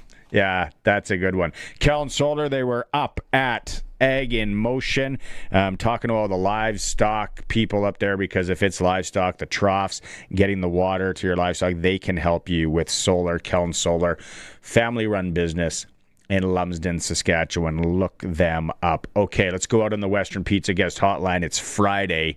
Cooking, grab a wheel. Any of the Greek favorites, souvlaki, salad, lasagna from your local Western Pizza. I know we're all hungry now. Joining us, our football analyst on the Rider Broadcast Network, Luke Mullinder. Luke, I guess it's not been quite 24 hours to decompress and look things over, but an instant classic for everybody last night. To your point, I think it was you that said, too bad it had to be on a Thursday, but it was the two heavyweights going at it. Didn't disappoint.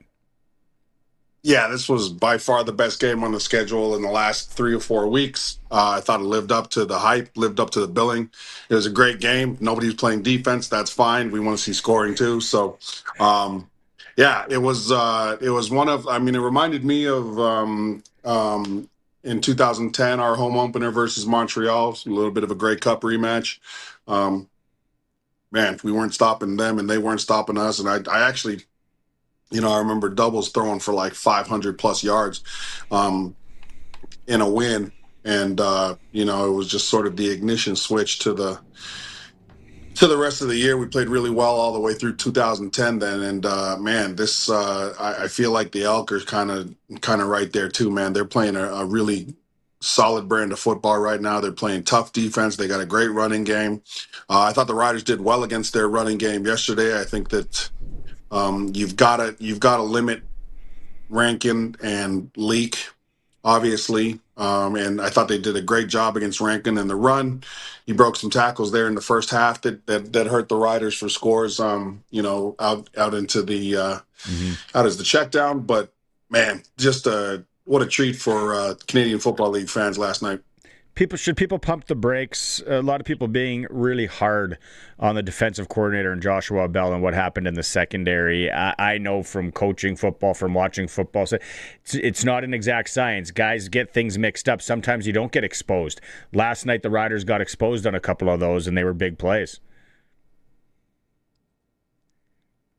I think one of the things that I felt Edmonton did well is they knew who they were. So there was a lot of play out. Like everything kind of ran through Rankin, whether they were throwing the ball long or whether they were throwing the ball short. They still sort of, there was always that reminder that, one of the best players in the CFL at the running back position was there. And I think that sometimes, busts are caused by guys just sort of overthinking kind of, what they see in their mind, right? What they see pre-snap versus, during the snap and, different players running into different areas. Sometimes it happens. I think that the biggest piece or the most important thing to do is obviously get back into the film room and start figuring out where the opportunities are to improve, right? So there's a lot on film that they can improve, but there's also a lot that was good, right? Especially offensively. I mean, they put up a ton of points too, right? It's just felt like Edmonton had the ball last, right? It was one of those games where the last team who had the ball was winning. I mean, they deserved it, man. You kick a 57-yard field goal. That was impressive. Do you expect more of a pass rush, some wrinkles? Obviously, I don't know if Roberson's going to be playing next weekend, but the Riders trying to get to the quarterback more, which seemed they maybe had a little bit of a trouble doing yesterday? Well, I mean, first of all, even with Brett Boyko in the lineup, it was a good offensive line. I thought the defensive line played well, right? Like we got there a few times, right? Cody didn't go down all the time, but I mean, you were getting him off his spot a couple times. I just think that you've got to get Edmonton into a situation where they can't rely on Rankin. Right, where they've got to go in the air. If they've got to go in the air initially, then they get into trouble, I think. But if they have the ability to kind of threaten you with the run and the pass, they're pretty hard to stop. So, the more you can keep them in second, and I felt like Saskatchewan was getting them into 2nd and 7+ a little bit more in the second half. But again, you got a couple busts there and a couple of really good throws too. I mean, you got to give Cody credit as well. That the 3rd and 10 throw. Yeah. And the best, so I thought one of the best plays of the game, and nobody's really talking about this either, is when Cody was about to take a sack and actually ran up 4 yards.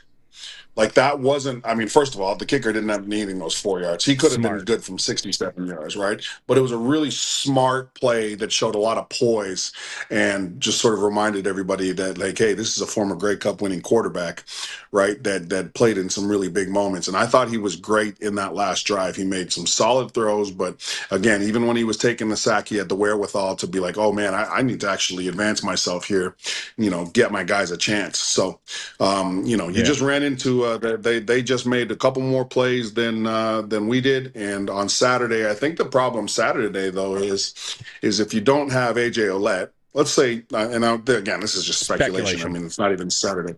Yeah.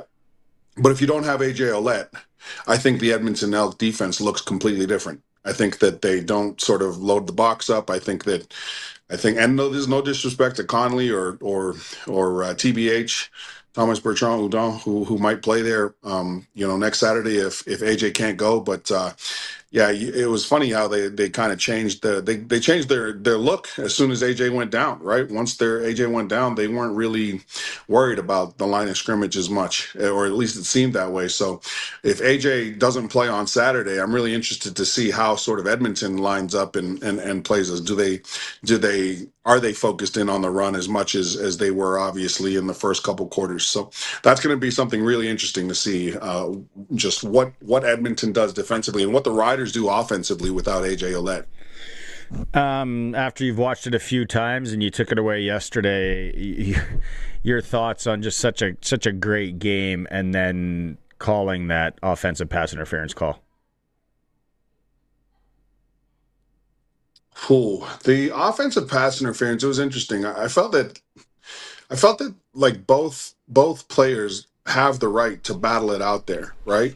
So I thought it was a bad call, but I also wasn't surprised about the call, right? Like we're a league that's really trying to we're trying to get it right, but we're a league that's trying to figure out just sort of like what is the allowable engagement, right? Like there's been some, because I still feel like it's getting better, but I think PI is still a little bit inconsistent, Barney, right? Where there's been times against the Riders specifically, and obviously we get to call the game, so it's where I felt like the opponent has actually been done wrong, like in terms of what they got called. So there was a pass interference, but when I looked at it on the replay, I'm like, oh man, I don't know, man. I feel like the opponent has every right to do some of the things, right? Yeah. So I think that they're still trying to figure out sort of the balance between what you're allowed to get away with and what's termed hand fighting.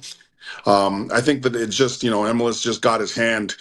Like once it's like that, how they always in the NFL and CFL, Barney, the pass interference, they always try to freeze the shot when the guy has his arm around his lower waist, and is reaching back in there, and the announcer's like, look, there's the arm. Told you, that arm right there is the culprit. It's definitely a pass. You know what I mean? And I feel like because Emilus's hand came over the top and was so exposed, the referee was just like, oh yeah, let's throw that, right? Like, I just feel like, man, he just got his hand in a place that the ref saw it a little bit too much. Yeah. And I felt like it was one of those deals where they called it, like they call that stupid wraparound rule on the offense. Like if the guy's hand, sometimes that hand down there around the hip and waist has nothing to do with the ability to catch the football for some of these receivers, but nonetheless it gets called.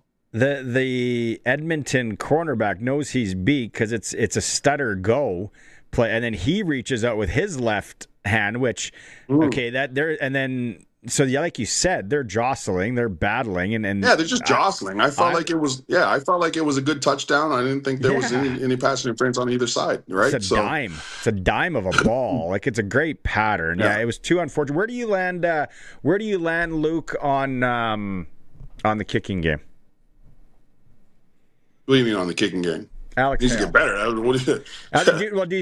Do you think this week we see another guy in there pushing them, maybe taking reps? I've always thought that CFL teams should have two kickers on the roster. I think that it's like Canadian offensive lineman, defensive lineman. You always see the guy behind you as a guy that is there to that presence. Even though you're friends and your family during the season, the presence of somebody in your position that can do it well always is a good reminder. I think that Hale, there's only so many times you're going to get away with being like, oh, this is his first year. You know what I mean? Yeah. Like.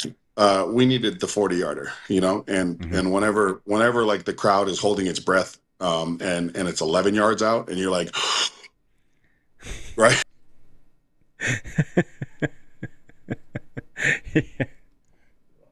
Oh, we lost him. He'll jump back on. Yeah, no, and you shouldn't, fans. We shouldn't be holding our breath when it's a chip shot. Like I said in hour one, I was a fan, but now it's like we might have a trend here. And how long do we want to go before we bring a guy in? Sorry, you were talking about holding our breath on a chip shot. Yeah, I just think that I mean, look, you can't blame it on just the kicker though. Maybe he's getting calls. Maybe he's got people calling him. right now. We'll try one more time when he comes back. We'll let him finish that thought on Alex Howe, because I still have two more questions that I really want to ask him. One is from the Prairie Land Rentals text line, which a few people are. Sorry, man. This is really sorry about that. Oh, what I'm saying is you can't blame the kicker every single time. Like, the Riders had plenty of opportunities to win that game, right? Like, I actually saw you and Arash talking about your anytime touchdown with Johnny Johnson the third. Once he gets cleared past that linebacker level, is the only he needs to stop. Like Trevor Harris, that's where Trevor Harris was throwing it. He was throwing it to the obvious. Like, you see that guy coming up. You see the Edmonton Elk defender after he drops it, kind of hop over him. Like, he's running himself into coverage at that point. He needs to just gear down. That's why Trevor Harris threw it there, because he's like the most open right now. Yeah. You stop and you gear down. Like, I don't know, like, so there was all sorts of opportunities, Barney, for the Riders to win that game. It wasn't just the missed kick, right? It just wasn't the kicking game. Like, there were a lot of mistakes. So do you need the kicking game to get better? Absolutely, but only because there's a lot of things that need to get better when you look at that game. Not because it was the only thing, right? Like, the Riders didn't come out and play a perfect game on offense, defense, and, kick and cover units, right? And have the only part of the game that went bad for them, the kicking side. So it's sort of you got to get better in every spot. But I've always felt like kickers should always have competition in there, always. Defend Joshua Bell. These people in the text line that are piling on saying we need to do defensive coordinator. Oh, yeah, well, they weren't there when we were winning. This is the first time I've heard the new defensive coordinator complaint today. Literally, has there been complaints about the defensive was there complaints about the defensive coordinator last week? Before the bye? Yeah. Right? When have we complained about the defensive coordinator? As a matter of fact, right? Like, I think that for what they've done so far, I think the defense has been a lot stronger than I anticipated. I thought the first third of the year, the first 6 games, the offense really had to carry the team. But man, like, I thought the defensive line has come along a lot quicker than I think some people thought. James Vaughters, you guys talk about unsung heroes. Like, nobody's talked about James Vaughters. He's played great since he's been here. And as far as sort of the secondary goes, you had a couple busts. But guys, like, the sky is not falling. That was the Riders' 6. They are now finished. What's their record, Barney? They have 2 losses on the season. Yeah. Oh, yeah. So when you listen, I've always talked since I've come out and been on the radio. I've always told Rider Nation and our listeners that you break the season down into thirds, right? There's not one person on the planet who wouldn't take 4-2 in the first third of the year. Not one. Especially a few years ago. We would have been killing for 4-2. Right, so like 4-2, you just went toe-to-toe with the best team. You're still number 1 and 2 in the league. The 3 best teams right now in the CFL are the Edmonton Elk, the Montreal Alouettes, and the Saskatchewan Roughriders. I don't care where you put those 3, but those 3 are the best teams by far. So you don't start calling for the defensive coordinator's neck when you're 4-2 and you've lost 1 game in a back and forth battle. Like, now's not the time. We've got a great secondary. We've got a veteran. We've got our secondary is a bunch of vets. Like, they'll get it right. They'll look on film. They'll be like, yeah, we screwed that call up. That was a terrible call. What the hell were we thinking? Like, you know what I mean? People want perfection all the way through the season, and it just doesn't happen. That's the beauty of the game. And then we saw an absolute shootout and teams going back and forth. So let's close just on the one more thing on that. I'll let you rebuttal to this. Because I respect the text we're getting in here from the one guy. He says it's the lack of changes throughout the game. The constant prevent defense. They're not in prevent defense. If you've ever played prevent defense, the Riders aren't in prevent defense. It's zone. We weren't playing prevent defense. Prevent defense is cover 4. We're not playing cover 4 out there at all. What are you talking about? No, prevent defense. First of all, defense is prevention. You're preventing the team from scoring. This is not 94 Madden. with prevent for the 4 quarter. Yeah, we're not in quarters coverage. The big cloud. Because all quarters coverage is going to do. So if you do go into prevent defense, I'm not saying this guy that you're reading the text is an idiot. No way, man. I actually love the fact that they call in and be like, we should play prevent, we should do this. Because at least they care and they're thinking about it, right? But if you're backing 4 guys up in quarters, right? If you're taking 4 defensive backs and they're covering 4 quarters of the field, all Cody Fajardo is going to do is just hit probably the middle of the field, just over the top of the linebackers, and they're going to do it like 6 straight times, and they're going to score. There's holes in every defense, right? It's execution that plugs it. So I get that. I get the lack of changes, but man, like if anything, I would have liked to see a little bit more loading up the line and just forcing Cody to throw the ball quickly once he established, because that's where I thought that one of the keys to the game was going to be to get Cody to sort of throw to the edges of the field consistently, like force him to do that. But when he started hitting those deep balls, then I'm like, okay, well, maybe we should just get Cody to just throw the ball quickly. So, like, you know what I mean? Let's see how he does in that situation. Because again, I mean, he's a quarterback that once he starts seeing a little bit of pressure, that's when he gets a little bit dancy, right? So I thought, if anything, that's where maybe the adjustment was made. But that's why the beautiful part of all this, Luke, is come next Saturday, we get to see these 2 teams go to then the ultimate chess match, right? What are the changes that are made? Yeah, there might be some injuries in that, but that's the beauty of it all. It's like 94 hitting reset and getting to play your buddy again in Madden, and it's like, all right, now I kind of know what your tendencies are maybe a bit. I'm going to try and do this. Who's your? I'll close on this. Do you have an NBA team? It's the Raptors. Okay. So the Raptors are my team. I was a Kobe guy. So when Kobe obviously retired from the Lakers, I stopped watching the Lakers. I really stopped watching the Lakers when LeBron joined them.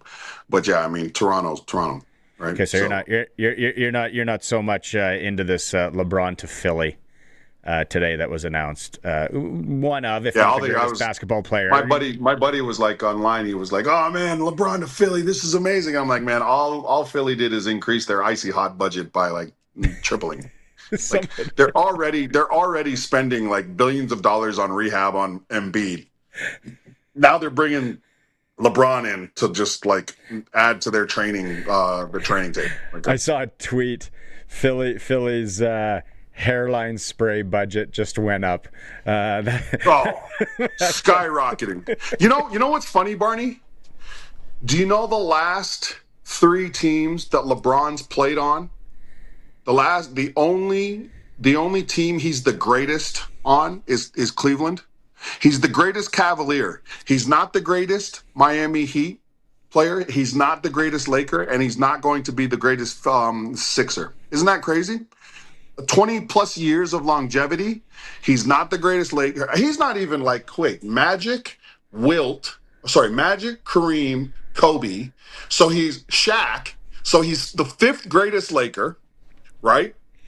He's the 2nd greatest member of the Heat behind Dwayne Wade. Oh, I don't know. About I don't know, but I take LeBron over Shaq too any day, but not Kobe. You're crazy. You're nuts. Hey, you're banana. You are insane. Are you insane? Nope. Over Shaq? Yeah, all day long. That is whoa. Like, that's like you calling yourself 5'10". That's nuts. That's on the same line. I love Friday. Arnie, are you nuts? I love LeBron. LeBron is the 5th greatest Laker. The 5th. Magic, Kareem, Kobe, Shaq, LeBron. And you could probably rotate the 3 up top. Like, you could probably go Kobe, Magic, Kareem, Kobe, Magic, Kareem, Magic, Kobe, like, right? But there's no way. You probably put Rick Fox, the Canadian, in front of LeBron. You just don't like LeBron. I get it. It's okay. No, I like LeBron. I think LeBron's awesome. LeBron has been you know what also is impressive about LeBron? LeBron has been in constant, in the most, like, he came up in the most sort of consistently sort of like watched decade, right? Social media was at an all-time high. He's been the face of basketball since 18, and he has not had one scandal. There's not one bad thing you can say about him off the field. Like, it's just phenomenal. Yeah. Right? Like say what you want about the basketball.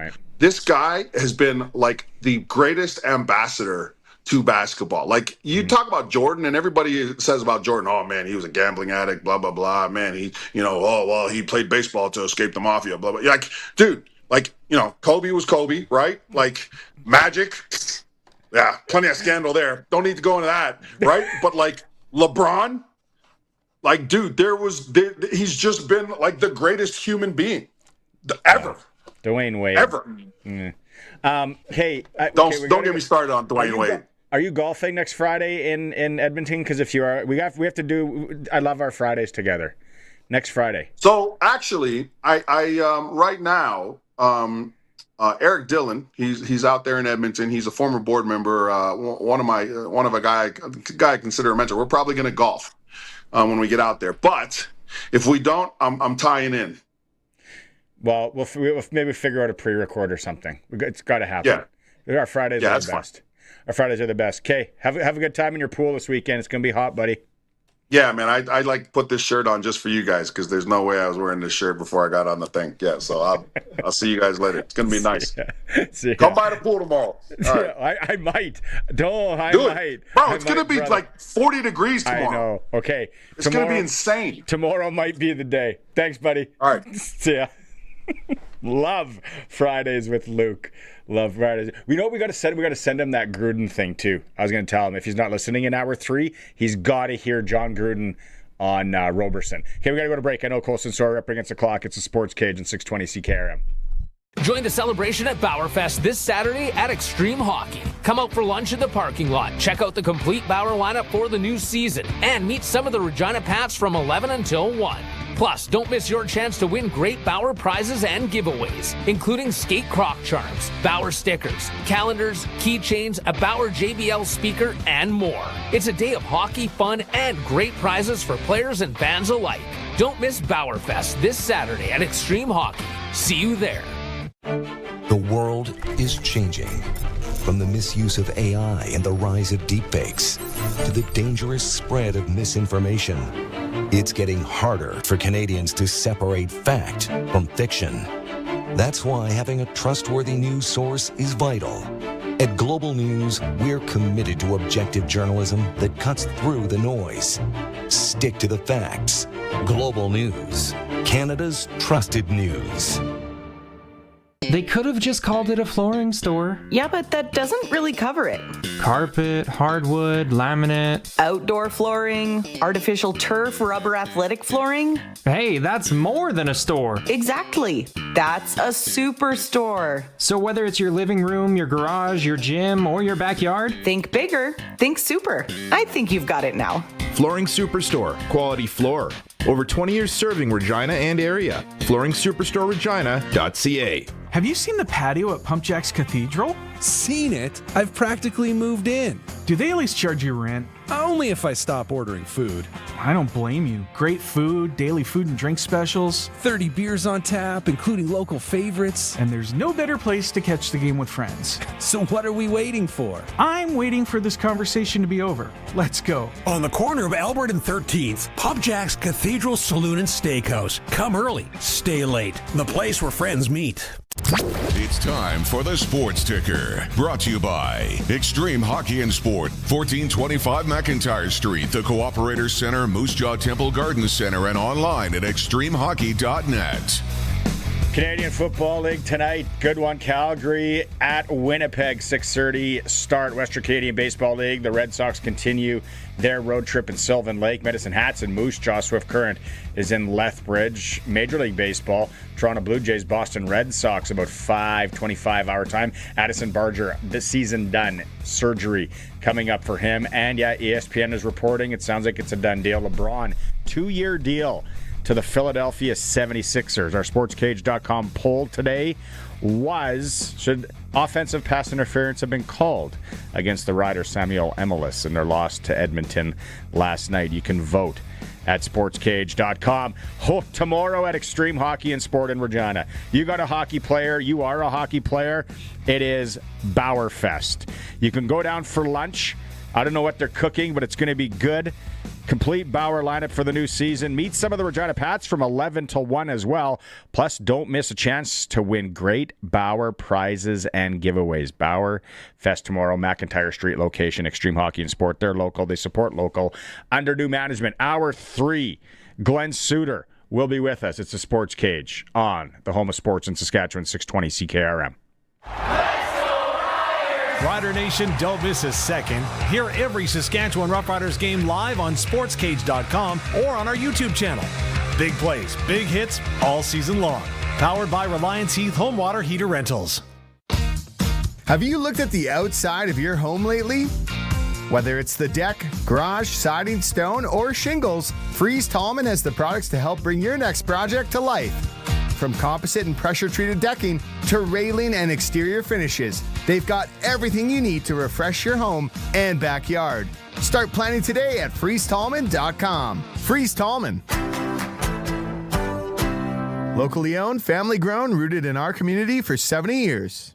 Did you know you can get endless streaming and live entertainment anywhere in Canada? Now wait just a moose a minute. You can, thanks to Glassers TV, your SaskTel authorized dealer. So cross that border to Flin Flon, Manitoba, and your shows come with you.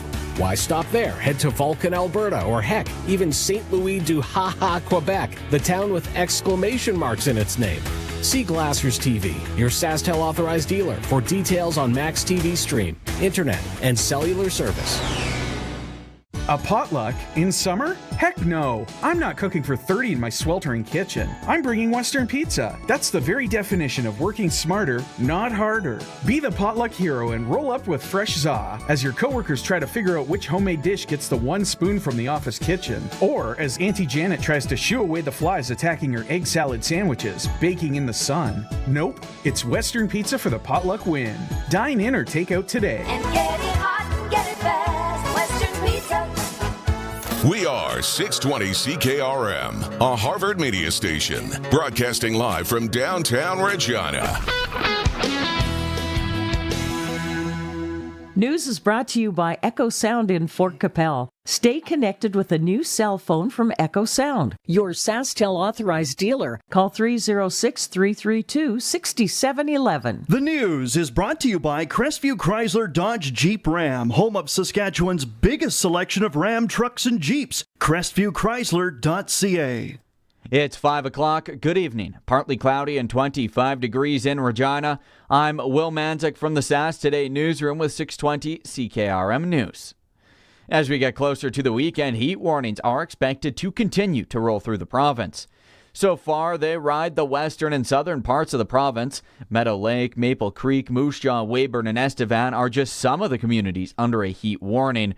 Regina and Saskatoon and the rest of the east central part of the province are not under a heat warning yet. With temperatures in Regina expected to hit 34 this weekend, health officials are reminding folks of safety tips when dealing with the heat. They recommend drinking water regularly and to avoid strenuous activity during peak heat. It's also recommended to check in on older adults and others who may be more vulnerable to heat-related illnesses. Highway 39 northwest of Yellowgrass has some delays in the area due to a motor vehicle collision. Milestone RCMP are on site and detours are in place. Highway Hotline reported the incident at 10 this morning. They're asking motorists to slow down and to follow emergency instructions. Some provinces are expected to be hit harder than others in the latest tariff threat from the United States comes to fruition. That, according to one economic analyst, Trevor Toome with the University of Calgary, says BC, Quebec, and Ontario are most exposed by these tariffs, and much of the Maritimes and Prairies would get off relatively easy. The composition of exports matters a lot for whether a particular province is exposed. So potash and energy exports, for example, are not subject to a 50% rate, and that's a big export from Saskatchewan and Alberta. Toome says around 5% of Canada's total exports to the U.S. are included in the latest round of tariffs, which he says could knock half a percentage point off Canadian GDP if implemented. The Regina Urgent Care Center is operating with reduced hours today. The Saskatchewan Health Authority says the center opened at 8 a.m. and it closed an hour ago because of physician availability.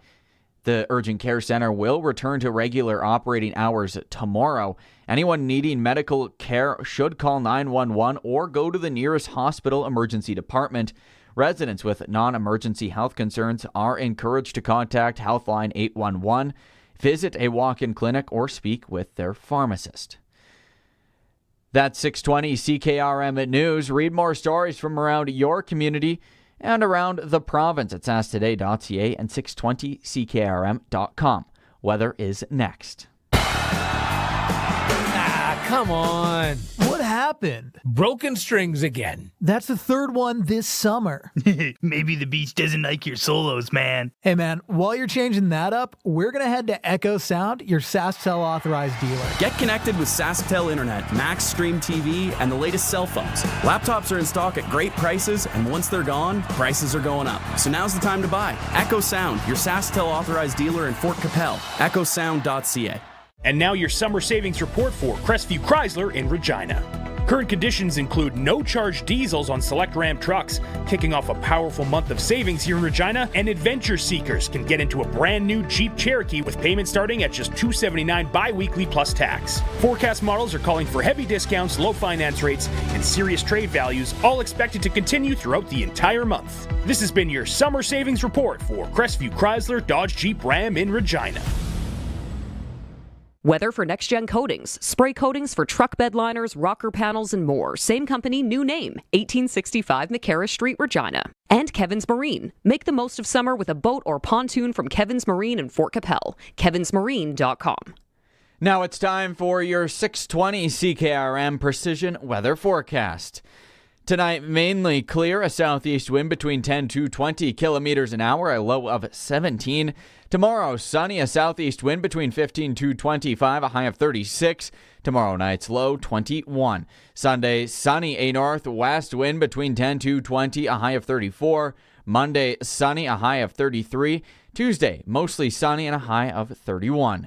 Across the province at this hour, Saskatoon 28, Swift Current 29, Assiniboia 28, Broadview and Moosomin 25, Yorkton and Melville 24, Estevan 29, Weyburn 30. Right now in Moose Jaw, it's sunny. There's a northwest wind at 7 and it's 28. In Regina, sunny, a northwest wind at 7 and it's 28. For more local news that matters to you, subscribe to the daily newsletter at sastoday.ca.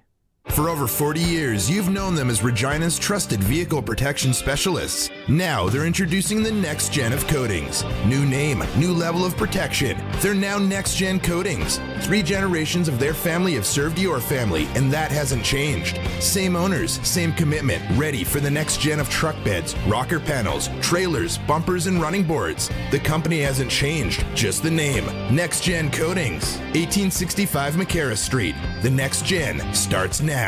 This is the year to own the boat of your dreams. At Kevin's Marine, discover legendary Lund boats, built for a lifetime of serious fishing and family fun. Stretch out and relax, or enjoy the day with family on a brand new pontoon from Bentley or Crest, or make a splash in a 4-wind sport boat, all powered by trusted Mercury 4-stroke motors. Right now, get manufacturer rebates, dealer discounts, and low payment financing. Make decking easy with Shoremaster aluminum docks and lifts. Visit Kevin's Marine in Fort Capel or kevinsmarine.com.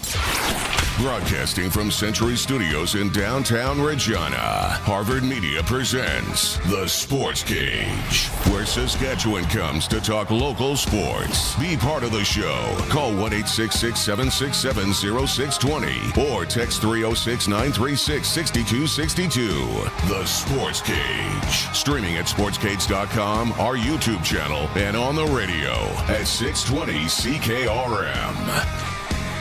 If you missed any of the program today, people can go and listen in podcast form. It's free wherever you listen to podcasts or on the YouTube podcast as well. It's brought to you by Fries Tallman Lumber.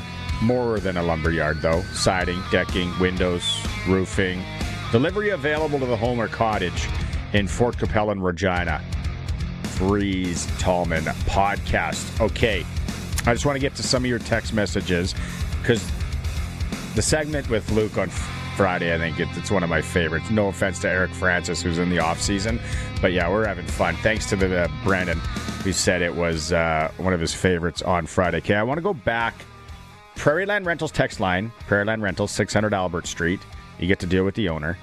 And I want to read some of these messages because you guys took the time to message and I'm going to try and get to them quick. They got to be like 20 words or less, though, or else it's really difficult to get to. Leonard says Saskatchewan's GM cannot make decisions in the moment just because Brett Lawther had one bad year. You get rid of him and ignore all previous years with great stats. Okay, so I think Leonard's saying we should have never got rid of Brett. Sid in the Lumsden area. Barney, with the new field dimensions next year, it is imperative that we get a big leg accurate kicker. The post will be 15 yards longer, and this will be a difference maker. We need an American kicker now to prepare.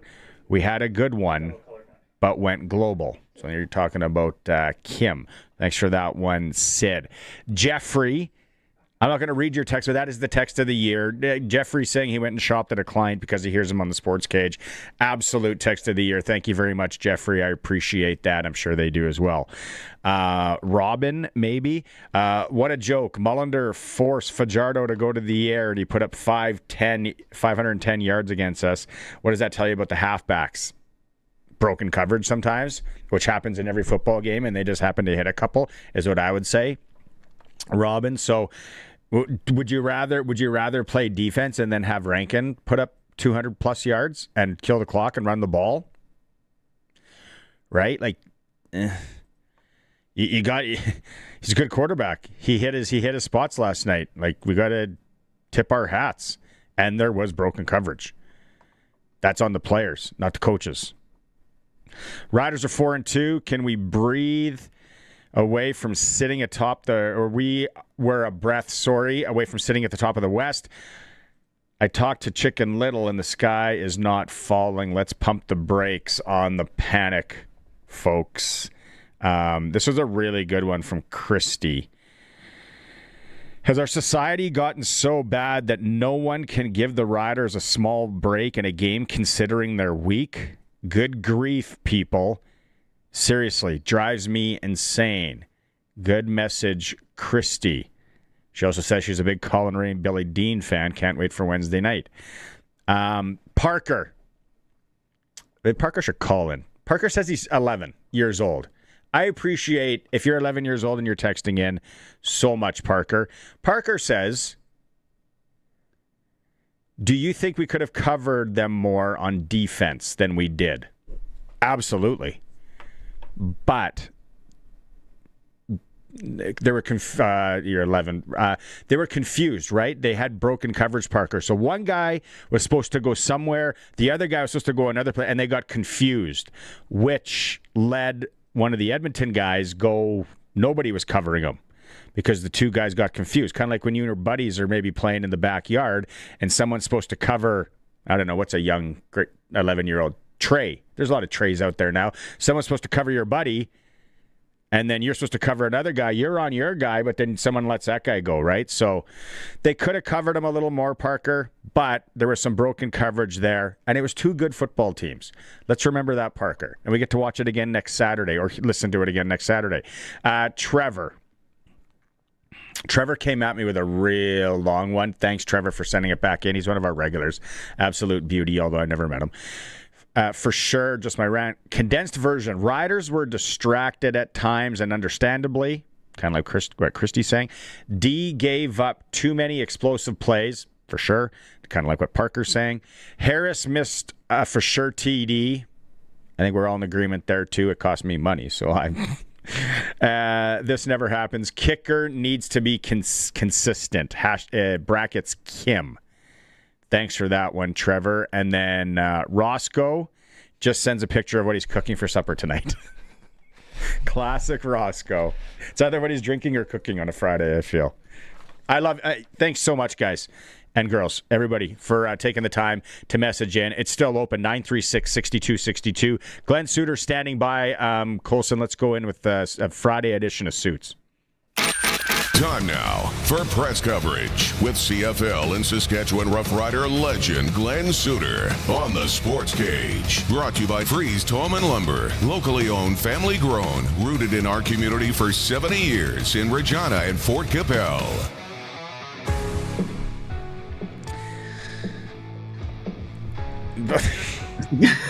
Looking good, buddy. Looking good. Love it. What happened? What? Thanks for hopping on Friday, because I know you were traveling today and you kind of just got home and all that. But what a game, Suits! You got to be there. At the end of the day, people, of course, and we are passionate Rider fans. You know. There's people questioning Joshua Bell as a defensive coordinator. There's people saying we're playing prevent defense, which we weren't, because if you've ever played prevent defense, it's nothing like that.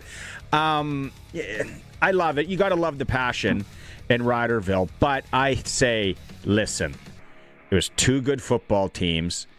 In games, there's broken coverage. We got exploited on our broken coverage a few times, which hurt us. We'll get to the call in a bit as well. But you called the game after the game. Just unwrap it from your lens. Well, outstanding football game. And if Trevor Harris had 90 seconds after, Cody, and they kicked that 57-yard field goal to take the lead, if he has a minute, the Riders win. So that's what this game was. This game was back and forth, veteran quarterbacks exploiting every little mistake made by both defenses. And it happened both ways. There was some double moves that Trevor had, big plays down the field. That was maybe the most explosion plays I've seen in one game from Cody Fajardo. He's normally an underneath guy, throw behind the sticks, intermediate throws, but he made some big plays down the field, and because he had open receivers. So, just an outstanding football game. Barney, I was lucky in my hat trick here of the games that I was calling. We start out with Toronto-Hamilton, where Hairolahu collapses after missing, and the new rules are kicking into advance. We go to Ottawa, and we go into triple 2-point shootout. And then the Rider game, which is two gunslingers just going at it, and the team that had the ball last wins. There's things that can be cleaned up, no question. But this is pro football, and when Schaefer Baker goes off, Emilus had a big game. 500 yards passing for Cody, his best outing ever, and as far as stats go. And he's a gamer. If it's a close game down to the wire, you give him the ball with 60 seconds left, he's going to find a way to make it happen. He just does. Same can be said for Trevor. So again, I just absolutely loved it. When I see games like this, and I sort of step back and I think, man, I hope people understand how much they're getting their money's worth when they're in these games. Wow. Because it's affordable entertainment, and man, is it entertaining. Let's say you got a chance to go and talk to the officials going into tonight's game, and you go through last night's game, and you look at that offensive PI call from Sam Emilus. What are you saying there? Yeah, it's not interference. I've been on this for about a week and a half, 2 weeks now, and the games that I have done, the games that I've watched that I wasn't directly involved with, I just think this is getting way too far to the soft side of these calls, and it could be offense or defense. These are pro football players. I've said it many, many times about the difference between fighting for a rebound in the NBA and PI, or offense or defense, in Canada. There's more physicality in the NBA under the basket. This is where I believe, and this is just opinion, but I really think the league right now, before Labor Day, should almost get on Zoom calls, get the rules committee together, go through and look at every PI so far this season and find a consensus on where they're going to go. Now, the problem is if they try to adjust things now and make the standard a little tougher, where it has to be actual physical, turning receivers or knocking a guy down or throwing him to the ground, those kind of things, there's still going to be people complaining because of the precedent that's been set now. The precedent right now is if you get close and breathe on a guy, you might get a penalty. So, and I'm exaggerating there, but it's just too soft. It's just too soft. And here's the thing. The players don't like it that way. They want to be able to determine the outcome of that play. And they don't mind the hand fighting. They want a little hand fighting. Receivers too. Knock those hands down. A DB, if you knock a DB's hands down just before the ball arrives, your chance of catching it increase tenfold. So that type of jostling for position should be allowed. And I've said this many times too, but the flag should leave a ref's pocket only when he has no choice. In other words, he's watching the play and he goes, oh my goodness, the guy is tackling him. I have to throw my flag. Not, well, that sort of met the standard. It's pretty close. Yeah, I'm going to call it. And I just, especially in a game like that, it just sort of amplifies the importance of allowing the players to determine the outcome. I think there should be a little bit of a summit go on so that they can make adjustments, find some consensus, allow the coaches to understand where the standard is, and then let the guys determine the outcome of plays. I really do. I think we're at that point with pass interference, offensive or defensive. Do you know the official's name that throws it was Blair Brown? Do you know, will he get a tape today? Will they sit down with him? Will they talk to him on this, do you think? Do you know how the policy procedure, how it works? Yeah, they will go over every play, every call, and some that the coaches will send in that weren't called, but they'll send in video and say this was a penalty and it wasn't called. So they'll look at every penalty flag out there and they'll give a grade. There actually is quite tough scrutiny on the officials, and I think they've done a good job this year. This is the only sort of issue I've seen from the officials. I think the pace of the game has been great. There's been lots of games with very few flags, but again, over the last 3 weeks, the PI problem is way too soft, and I think the standard and the pendulum has swung to any type of bumping or a subtle grab or brushing the helmet. Like that didn't even it didn't affect either player.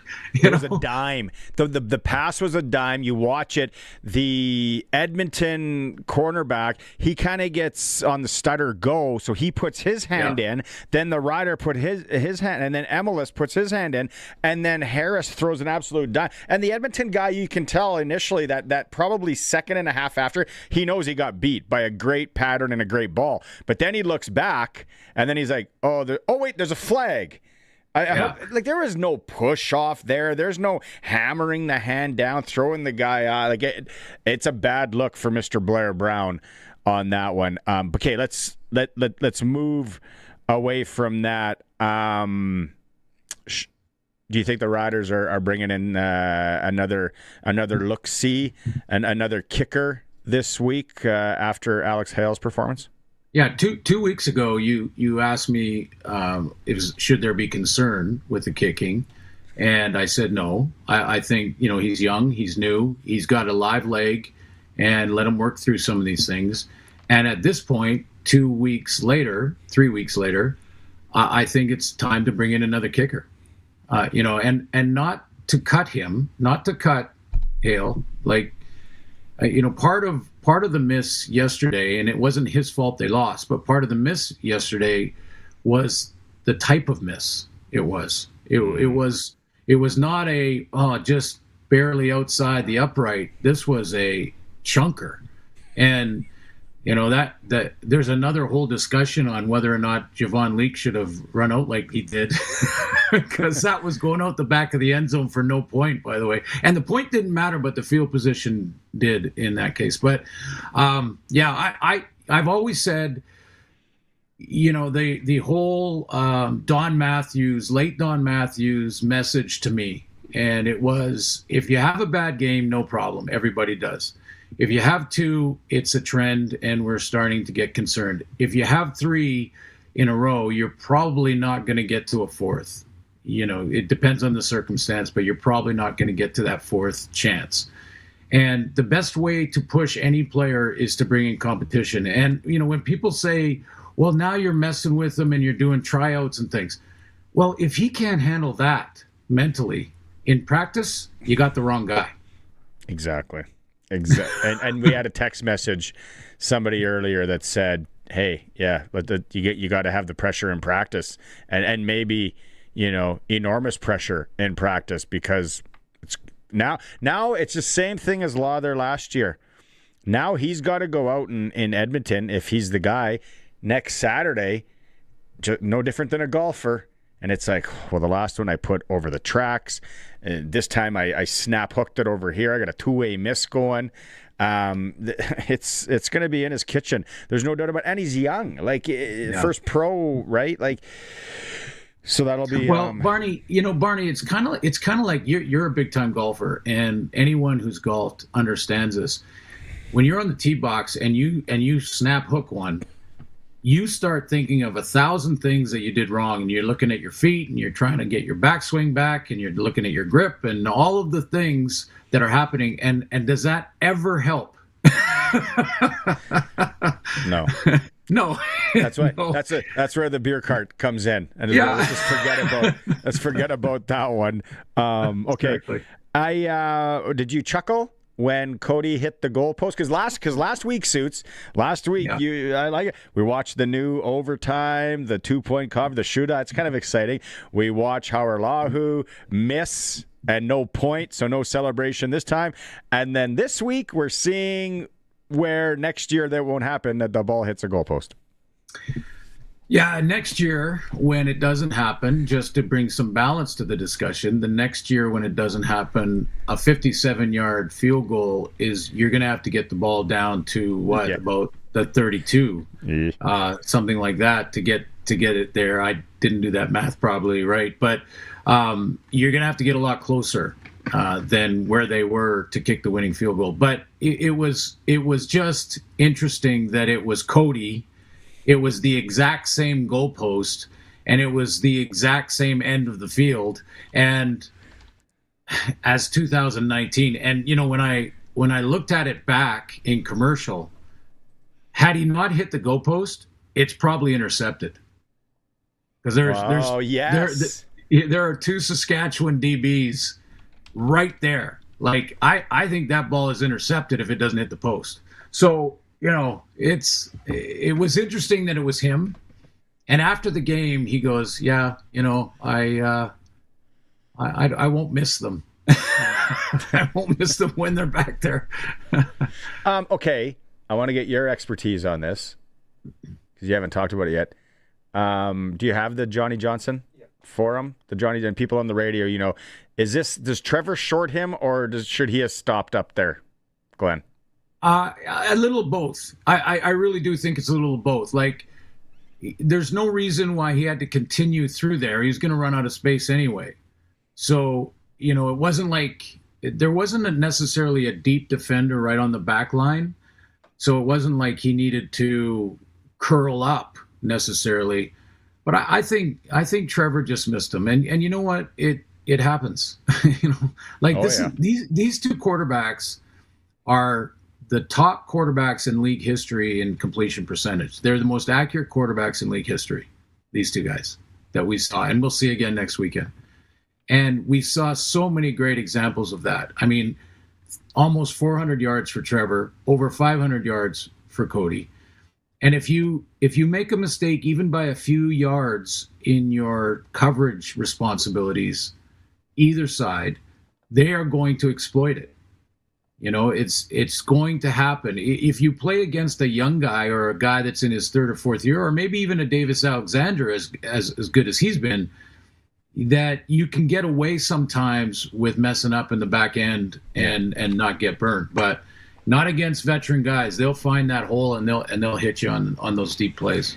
Isn't it great? We get to kind of watch this chess match again next Saturday. It's like, okay, now let's see what we can change, right? Like I said to Luke when we were joking about playing Madden back in the day, and then you hit reset, you play your buddy again, and you're like, okay, we're going to play again. Double or nothing. Yeah. I know it. I wasn't sprinkling back then, but yeah. We should. Okay, very intriguing one tonight. What's your take on Calgary and Winnipeg? Well, big stretch of games here for the Calgary Stampeders. I really, Winnipeg's got a little leeway and they're going with Drew Brown, but Calgary's got a chance to play against Drew Brown, against Winnipeg here, and then the Stamps play in Hamilton with no Bo, or against Hamilton with no Bo, and then they play Toronto, I believe. So you're looking at a stretch that a 2-win team is going to go one direction or the other. It's intriguing to me because Vernon Adams has not thrown an interception all year, and it's amazing, really. It's an amazing stat. The only guy that's been even close to that with 14 or 15 touchdowns and no interceptions at this point in the season was Ricky Ray years ago. So you're looking at like just analytics that are bizarre. So I'm interested to see when that happens, because eventually he's going to throw one. But Calgary at 2 wins is right in a pivotal place here. They have to maybe take a run and get a sort of 3-game win streak going, or they go in the other direction, and now even BC can overtake them with a win in a couple of nights. So I'm really interested in the Calgary look, and you can say they've been close and Vernon Adams was great and all those things, but you got to find a way to finish, and they haven't been doing that. They only have 2 wins on the season. I'm intrigued. Are you doing the BC game? I'm not. Dwayne Ford wants to, in the schedule, he always asks for one Vancouver game. So I might do some yard work. I might try to see if there's any way I can salvage that front lawn. Now you're going to go fishing. I heard you and Charky the other night talking, and you're going under these bridges, and there's currents, and then you got to put life jackets on, and you're just scaring me. And we're like, yeah, we're going out there to fish with them, Barney. I'm like, you're not helping it. A, I don't eat fish, and B, now I got to worry about life jackets and these currents wherever we're going. Don't worry, Barney. I haven't lost one fisherman off the boat yet. Not one. Okay. Hey, and that shirt, I got to get a screen. Give me a shot of that shirt. Give me a nice shot. Look at that. Yes, what sir. A weapon. What a weapon.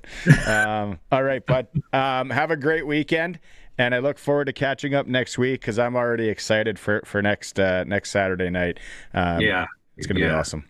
It's going to be great. Thanks, Barney. Appreciate it. There he is.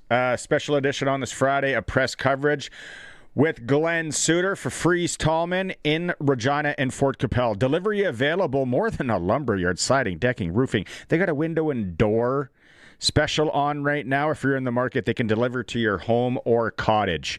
Freeze Tallman. We're going to go to break. We still have, if Suits is still listening, he's going to want to listen to this.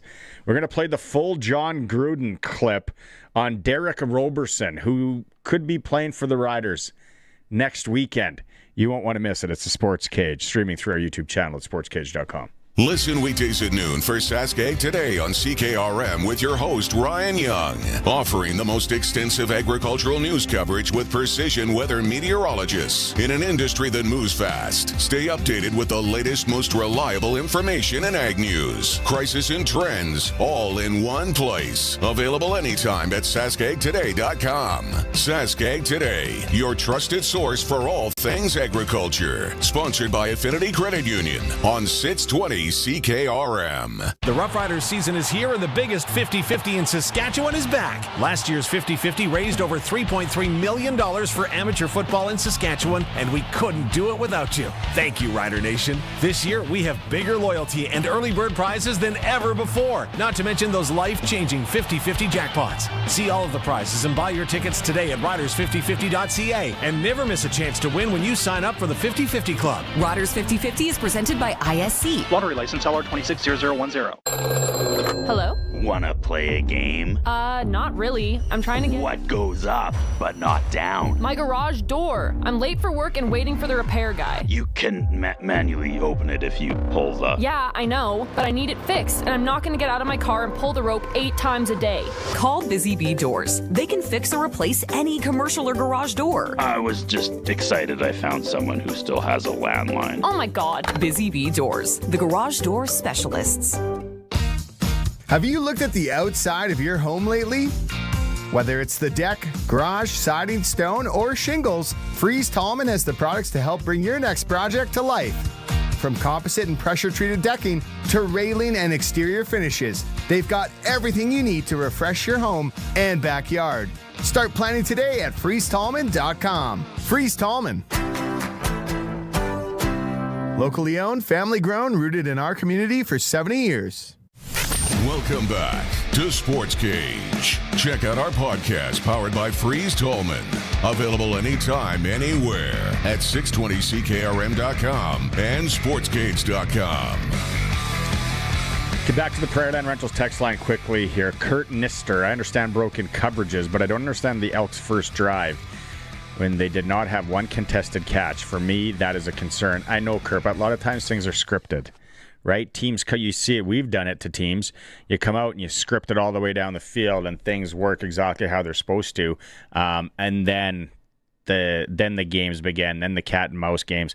But yeah, Cody was on right from the get go. John, the Habs fan, how you doing? It's been a while. Hi, Barney. He says the Elks receivers were like 7-Eleven. They were open all night. A lot of 7-Elevens closing, if you notice, John the Habs fan, and a lot of markets. But yeah, Cody was on fire, and our defense had some breakdowns. We've established that. Now, does it happen again next Saturday? Let's hope not. Lots on the Analyst PI call. I think we covered that off again. Thanks so much for the text messages again, everybody that has been messaging in. Okay, let's go sprinkle of the day, Colson. For Sports Select, make your picks online, generate a QR code, go to your Lotto Spot retailer, scan away. Must be 18 plus to play, and play responsibly. Tonight's game, Calgary, Winnipeg. I know, what did Benny, the Rochdale Rocket, have? I think does he got Winnipeg straight out? He's a Winnipeg guy. I'm taking Calgary. Taking Calgary on this tonight. Now, do I like the tie, the 3-point game on Sports Select? Probably. Okay, but I got Calgary to win. I'm going to hammer the over. You remember those screenshots I took on Wednesday with Sharky? Yeah. The over then, which we took in our parlay or whatever, was 60.5. They've dropped the over by down. 2. It's gone down. And then the Yacht Club text group that I'm in, they have Vernon Adams over 260 passing. So I might hit that too. And Alfred, anytime touchdown, what is it? I know that's not on Sports Select because I don't know what the props are there, if there's any props. Anytime touchdown scorer, where I'm looking here, Damian Alfred pays 280. Some value. Just throw it up to him. What is he, 6'5"? 6'7"? I didn't do that for that reason, but yeah. SportsSelect.com. When you're ready to play, bet on the original Sports Select. Another player that I like a lot is Derek Roberson. I got to meet Derek Roberson. I got to slap him right on his shoulder pad before a game a couple weeks ago. Roberson, I love you, man. I love watching you play, Yeah, I love watching you play. I love the UFL, but I'm trying to get back. Yeah, I want to see it. I want to see it come off the ball. You hear me? Feel me? I know it's late in the season, but that's why we're here tonight. Watch you. Let's go. I want to see it tonight, man. Let's go, man. All right. I love that Roberson guy. This is cool, isn't it? He wears number 50 for D.C. He came out of Sam Houston State. He He had 7 sacks and 40 tackles. He was on the championship team last year. This man played for the Tennessee Titans. He had 2 sacks against Drew Brees. But Roberson wears number 50. He is a badass. Him and Cam Gill, I would take on my team anywhere. Look at that strip fumble right there. Derek who? Roberson. You better chip him, and you better make sure the back knows how to chip. Because Roberson, he knows how to end your freaking day. Look at that sack dance. You like that? Roberson. 4th down in the semifinal game last week. 4th and goal. Roberson, you come off both sides. He chews up the right tackle, sack. And it's a freaking critical play. That's John Gruden talking about Derek Roberson, who the Riders brought in last week. So will he play against Edmonton? Rachel, that's interesting. High praise from Gruden, though. I told you we were going to play it in hour 3, and I did. Ticker time. It's time for the Sports Ticker, brought to you by Steelcraft Doors Regina, made in Western Canada for Western Canadians. In Winnipeg, Calgary needs a win, like Suit said. Stamps in town, 6:30 our time. Western Canadian baseball, Red Sox continuing their roadie in Sylvan Lake. Moose Jaw welcomes Medicine Hat at 7:05. Swifties in Lethbridge. Blue Jays down 1-0, bottom of the first to the Red Stockings on Boylston Street in Boston. Addison Barger is going through season-ending surgery soon with the Blue Jays, and it's reported LeBron James signing a 2-year deal with the Philadelphia 76ers. Sportscage.com poll, should offensive pass interference been called against Sam Emilus last night in the loss to Edmonton? Vote at Sportscage.com. Sports Ticker is for Steelcraft Doors in Regina, Prince Albert, and Saskatoon. Made in Western Canada for Western Canada. Steelcraft Doors, Regina. We're going to go to break. When we come back, Farhan Lalji talking about the game. It's a Sports Cage on CKRM. Out here in southern Saskatchewan, the sun shows up for work every day. Might as well make it earn its keep. That's where Keln Solar comes in. These folks travel all over the province helping people put solar on their homes, farms, and cabins. They're local guys, Sask-born, Sask-raised, and not going anywhere. Except, to your place. Now's the time to start planning for spring and summer 2026 bookings. Give Keln Solar a call and they'll come show you your best